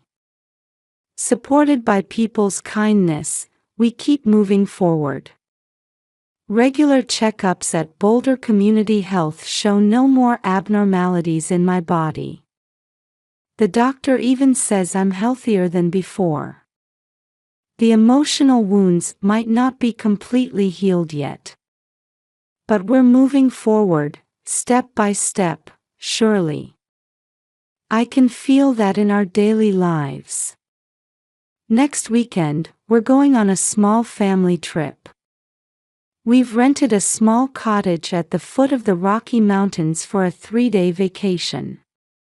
Under the starry sky, I plan to share new dreams with Ryan. Life sometimes presents cruel trials. But with loved ones by your side, you can overcome any difficulty. Perhaps our story is testimony to such hope.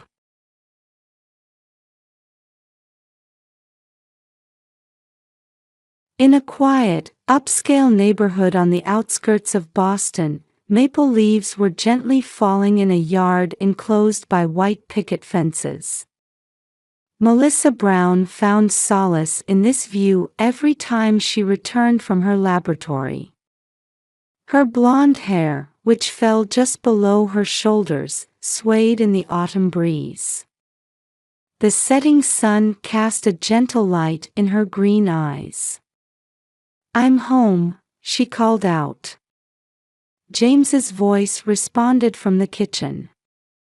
"Welcome home, Melissa. I'm making bolognese today.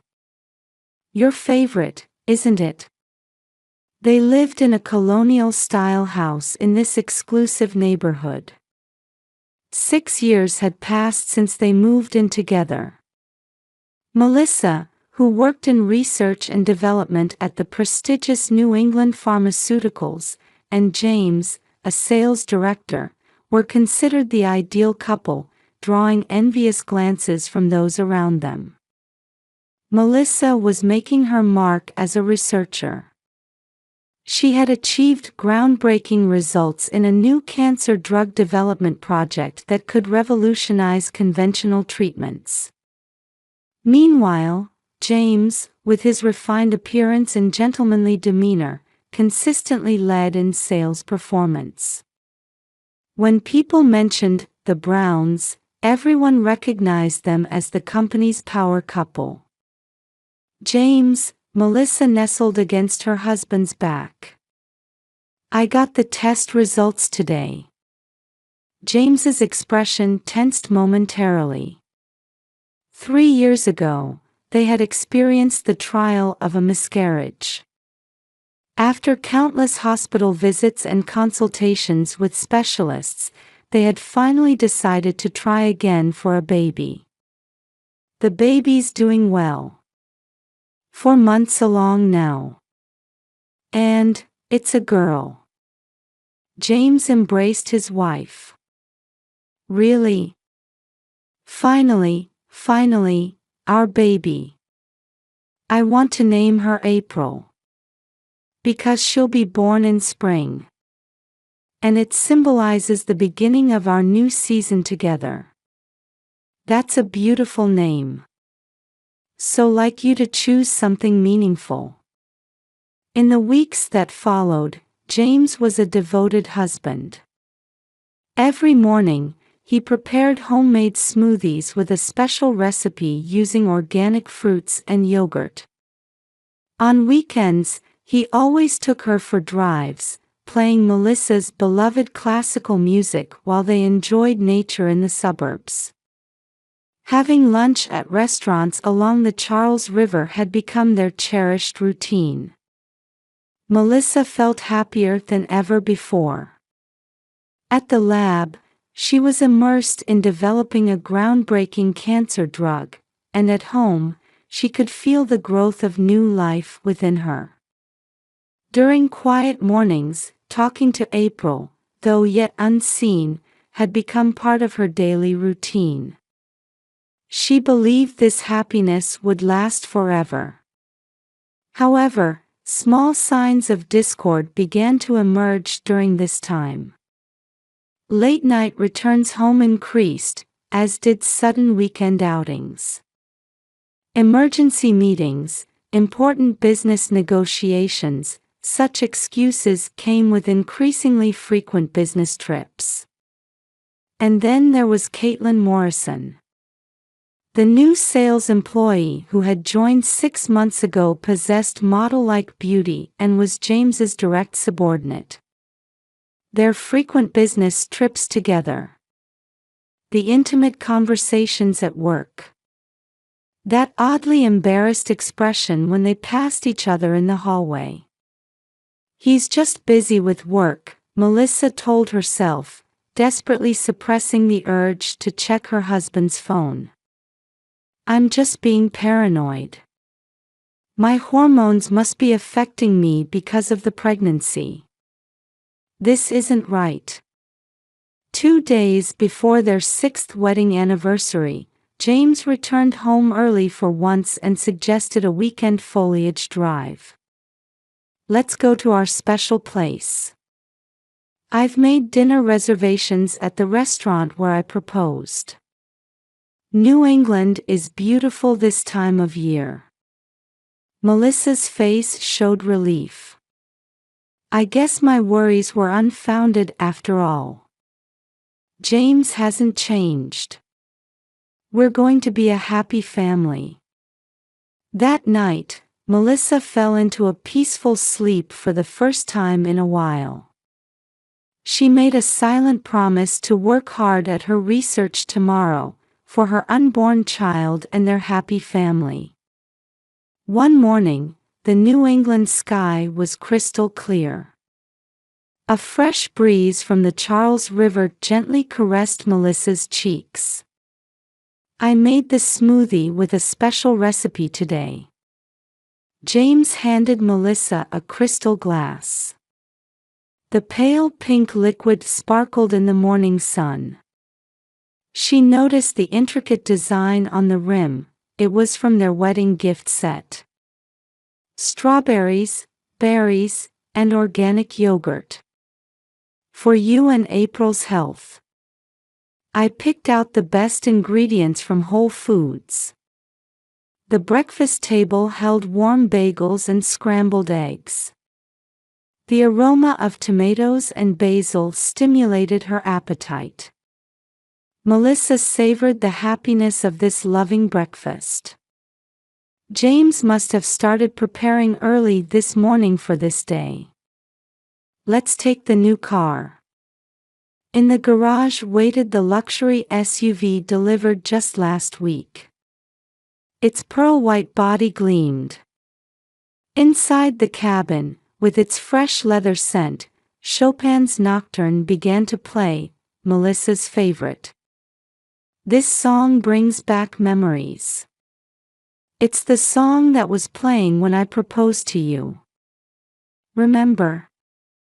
I specially requested it from the restaurant's pianist that night. Both their expressions were peaceful as they shared the memory. However, Melissa failed to notice the calculated coldness lurking in James's eyes. Those eyes were like those of a predator that had already marked its prey. They drove west on Massachusetts Route 2. The car moved quietly through scenery lined with colorful trees. Maple and oak leaves had turned deep red and golden, burning like flames. Here and there, tourists' cars were parked on the shoulder, their occupants enjoying photographing the fall foliage. Families with cameras passed by the car windows, their smiling faces a blur. I'm getting a bit sleepy.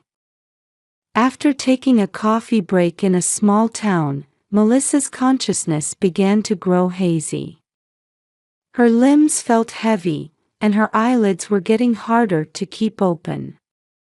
Is it okay if I close my eyes for a bit? Go ahead and rest. We still have time before reaching our destination. James's voice seemed to fade into the distance. As her consciousness dimmed, she thought she heard her phone vibrate several times. When she became aware again, the car was driving along a deserted mountain road. The trees growing thick on both sides cast ominous shadows. Her vision was blurry, and her body wouldn't move as she wanted. James's expression in the rearview mirror looked different from before. He drove in silence, occasionally checking the mirror while sending messages to someone on his phone. His fingertips seemed to tremble with what looked like impatience. This is the best viewpoint. The observation deck, which should have been crowded with tourists, was empty. In the deepening autumn twilight, fog rising from the valley created an eerie atmosphere. The view is beautiful. Let's look at it. We can take commemorative photos too. Melissa's steps were unsteady. Her vision grew increasingly blurry. Her body felt drained of strength, as if she were dragging blocks of lead. James, I don't feel, something's wrong. Suddenly, a strong impact struck her from behind. Melissa's body, losing balance, floated over the observation deck's railing. In that instant, what she saw was a sea of autumn leaves far below. And her husband's icy smile. As she tumbled down the slope, sharp pain shot through her abdomen. Rocks and branches struck her body.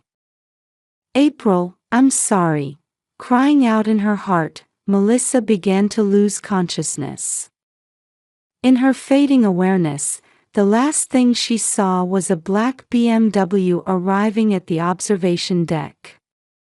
The passenger door opened with a subtle engine sound. Caitlin stepped out.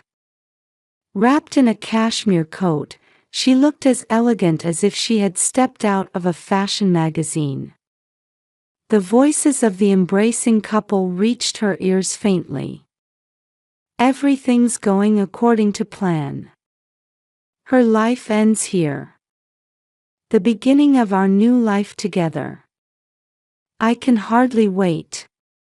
With both the insurance money and her research data, we'll be millionaires. Melissa's belongings were taken one by one. Her mobile phone, her designer wallet, and the wedding ring that was supposed to be the symbol of their vows. All evidence was being perfectly eliminated by the two of them. Must protect the baby. That was her last conscious thought. Left in a place where no one would notice, Melissa's body gradually grew cold. The weather changed suddenly, the temperature dropped further, and heavy rain began to fall. From the sky thick with dark clouds, ice-cold raindrops fell mercilessly. What remained at the observation deck were two sets of footprints and marks where gravel had been dragged. And the evidence of her husband's brutal betrayal that had attempted to take Melissa's life. Soon, even these traces would be washed away by the rain. The smell of antiseptic. The regular beeping of monitors. As consciousness returned, she began to feel a dull pain enveloping her entire body. "Take your time," came the voice of a female doctor in a white coat, approaching from what seemed far away. "You're in the emergency ward at Brigham and Women's Hospital. You were brought in by ambulance 3 days ago." Memories returned in fragments. The autumn leaves. The observation deck. And then. April. My baby. The doctor's expression darkened at the sudden cry. "I'm so sorry." The weight of those words crushed Melissa's entire being. "We confirmed the death of the fetus. Due to severe trauma." The words that followed no longer reached her ears. As deep sorrow washed over her, the nurse quietly continued explaining how a hiking couple had found her. How she had been rushed to the emergency room in severe dehydration and hypothermia. How she had miraculously survived from a critical condition. "The police would like to speak with you." A man introducing himself as Detective Thompson entered the room. He was a middle-aged man with a warm voice. However, his gaze held a sharp light. "Mrs. Brown, your husband hasn't filed a missing person report." Melissa's eyes widened at those words. Even though it's been 3 days since the accident. Memories flooded back all at once. The impact from behind. The fall. And that conversation. "They tried to kill me." Melissa's voice trembled. "My husband." The blood test results brought by the nurse confirmed her certainty. "We detected powerful sleeping medication. Far exceeding normal dosage levels. The morning smoothie. The special recipe. It had all been planned." Detective Thompson quietly continued taking notes. No surveillance cameras. No witnesses. Little physical evidence. A perfect attempted murder. But the perpetrators had miscalculated one thing: the strength of the victim's will to live. "Mrs. Brown, we've received some concerning information from your colleagues." The documents the detective presented revealed shocking facts. James and Caitlin had submitted their resignations the day before the incident. Plans for establishing a new company were discovered. And there were signs that parts of Melissa's research data had already been taken. The life insurance matter is also concerning. the detective pulled out new documentation. A high-value life insurance policy was taken out on you 2 weeks before the accident. The beneficiary had even been changed. My research. Melissa's hands trembled as she reviewed the documents. The new drug development was in its final stages. The patent income alone was said to be worth tens of billions of yen if successful. The autumn sunset streamed through the hospital room window. The orange light looked as if it were stained with blood. While preparing a new foredrip, the nurse shared more information. The police mentioned that they're trying to leave the country. Apparently, they had booked flights to an island in the Caribbean. Melissa quietly closed her eyes. Waves of sorrow, anger, and determination washed over her. This isn't over. Her voice was weak but filled with strong resolve. I will bring them to justice.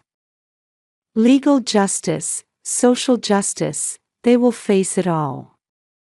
April. She wrapped her arms around her abdomen. Mama will show you justice. Your life won't be in vain. That night, Melissa began preparing for discharge. First, she needed to find a trustworthy lawyer. The research data backups also needed to be verified. And contact with supportive colleagues. The police investigation continued. However, Melissa already knew. She was the only one who could uncover the truth of this case and realize justice. Outside the hospital room window, an autumn leaf danced in the wind. It seemed to herald the beginning of a new battle. Detective Thompson's final words were, "Ma'am, you have 2 choices. End your life as just a victim, or become a warrior pursuing the truth." A strong light of determination shone in Melissa's eyes. I've already made my choice. She had already taken her first step toward becoming a warrior of justice called revenge. It would be a long battle. But there was no turning back. With April's unfulfilled life in her heart, Melissa's new life was about to begin. Caitlin Morrison, real name Catherine Murphy. Previous fraud convictions. Changed her name 3 times in the past 5 years. A thick file lay before Melissa. Across the desk, private investigator Sarah Collins continued her explanation. The woman in the gray suit was a professional information gatherer. Your husband wasn't her first. Photos were laid out one by one. Pictures with wealthy middle-aged men. Secret meetings at luxury hotels. And a stack of bankruptcy declarations. She approaches wealthy men using her beauty as a weapon. Builds relationships as a mistress, steals company secrets and assets, then disappears. That's her method. Melissa saw her reflection in the rain-spattered window. 1 month since leaving the hospital. New determination colored her gaunt cheeks. What about my husband? James Brown. His public record is perfect. However, Sarah opened a new file. There's evidence he was involved in insider trading in the pharmaceutical industry. Buying large amounts of venture company stocks before drug approvals. Selling after approval for profit. His methods became increasingly bold over the past few years. The office shelves displayed 24-hour surveillance footage. A Caribbean resort hotel. The two of them caught on security cameras. Living luxuriously in an expensive suite. But behind their smiles, anxiety was visible. Their new company, what's its status? Established through multiple paper companies registered in Bermuda. They're trying to start dealings with Asian pharmaceutical companies using your research data. The computer on the desk displayed a diagram showing complex money flows. However, there's a fatal weakness here. Melissa continued taking notes silently. The meticulous analytical skills she had cultivated as a researcher were now weapons for revenge. Your research data, we found it's been falsified. The USB drive Sarah handed over contained shocking evidence. They've altered safety data to rush approval applications. This is a serious violation. Are we ready to report to the FDA? Yes. We can also provide information to the SEC simultaneously. The insurance company. They already have evidence of fraud. Their plan will completely collapse. Just then, Melissa's smartphone vibrated. A message from a colleague. They seem to be conducting the deal with the Japanese pharmaceutical company tomorrow. The rain grew heavier. Melissa stood and walked to the window. Boston's cityscape was shrouded in a veil of rain. All preparations are complete. Detective Thompson entered the conference room. Time had etched deep determination into his expression as well. FDA and SEC investigators and our arrest team are all in position. Melissa sighed deeply. The past month had been like a nightmare. But tomorrow, it would all end. Thank you all for your cooperation. When Melissa turned around, there was no more hesitation in her expression. Let's end this tomorrow.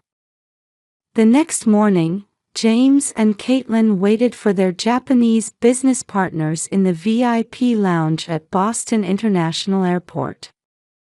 This will make us rich. Caitlin sipped champagne. Dressed in an expensive dress, she seemed certain of victory. With that woman's data, the rest is easy. But falsifying the safety data was dangerous. A moment of anxiety crossed James's expression. It's fine. No one will notice. She's as good as dead anyway.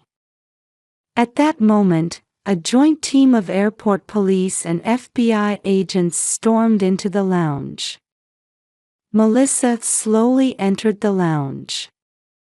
Long time no see, James. And Caitlin too. The color drained from their faces. You're alive. Caitlin's scream echoed through the lounge. The day you tried to kill me, you made a fatal mistake. Melissa's voice was quiet but filled with strong resolve. You underestimated my will to live. And you forgot that truth always comes to light. FBI agents handcuffed James. I'll tell everything. Let's make a deal. Caitlin's voice trembled. Betrayal remains betrayal until the end. Too late. Melissa approached Caitlin and whispered. The research data you stole was a dummy. The real data is in a safe place. All the falsified safety data has been preserved as evidence. Reporters' flashes went off. Tomorrow's headlines were being born here. Detective Thompson approached. Brilliant. You gathered perfect evidence. Melissa smiled quietly. This isn't revenge. This is the realization of justice. The morning sun streamed through the airport's large windows. The beginning of a new day. Melissa looked up at the sky. April, Mama kept her promise. The two were escorted to police vehicles. As the media swarmed, Melissa slowly walked away. Everything was over now. No, it had reached a new beginning. That evening's breaking news. Major fraud scandal rocks pharmaceutical industry. Former executives arrested. Shocking details revealed, from attempted murder to research data theft. Melissa watched the news in a hospital room. Former colleagues had gathered to discuss resuming research. From now on, as the April Foundation, let's continue research to save more lives. 1 year later in Boston. In a new research facility along the Charles River, Melissa gazed out the window. A year had passed since the establishment of the April Foundation. The fall foliage season had come around again. Dr. Brown, here are the clinical trial results for the new drug. A young researcher presented the report. Melissa accepted it with a smile, a gentle expression she couldn't have imagined having before. Thank you. This will help us save more patients. On her desk sat a picture of April, the shape of a tiny life in an ultrasound image. Touching it each morning had become Melissa's ritual. Mom, I'm here. In your research, in the lives being saved. She felt as if she could hear such a voice. Melissa vividly remembered that day in court. The defendant James Brown is hereby sentenced to 25 years imprisonment for attempted murder, insurance fraud, and theft of corporate secrets. The defendant Caitlin Morrison, taking into account her plea bargain, is sentenced to 12 years imprisonment. After the sentencing, James looked back at Melissa once. His eyes showed regret. But it was too late. In prison, James had completely lost his former dignity. Shunned by other inmates, he spent lonely days in solitary confinement. His once robust health deteriorated significantly from mental stress. Caitlin, on the other hand, revealed everything in her plea bargain. The full extent of their plan, her past fraud methods, everything. However, it brought her no salvation. After her release, no one would trust her again. Melissa took a letter from her desk drawer. A letter to April. She continued writing one every month. To my beloved daughter. Today, many patients gain new hope. Your existence continues to be the driving force behind this research. That day, I swore revenge. But now I understand. What's important isn't revenge, but demonstrating justice. And building hope beyond that. Mama is walking a new path now. I'm sure there's a wonderful future ahead on this path. I know you're watching over me. Outside the window, a young cherry tree planted in the research facility's garden swayed in the autumn wind. Next spring, it would surely bloom beautifully. Dr. Brown, Dr. Michael is here to see you. The secretary called out. Dr. Michael Anderson, an oncologist. They had worked closely together on research projects over the past year. His gentle gaze and sincere personality had gradually helped heal Melissa's emotional wounds. "Please come in." Michael entered with a warm smile. "I wanted to discuss Saturday's lecture. And afterward, if you'd like, perhaps dinner." Melissa thought for a moment, then smiled. "Yes, I'd love to. Life holds unexpected encounters. Sometimes, new light can shine into a wounded heart." In the facility's hallway hung the April Foundation's philosophy: life has value. We exist to protect that value. It wasn't just a slogan. It was a promise to a precious life lost and hope for a new future. At dusk, Melissa stood on the research facility's roof.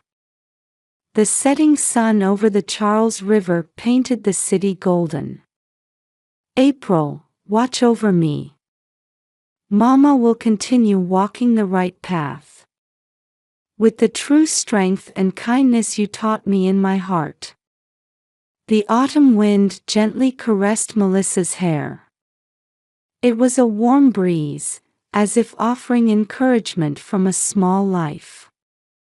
April was certainly here. In the lives being saved, in the light of hope, and above all, in Melissa's heart. Forever.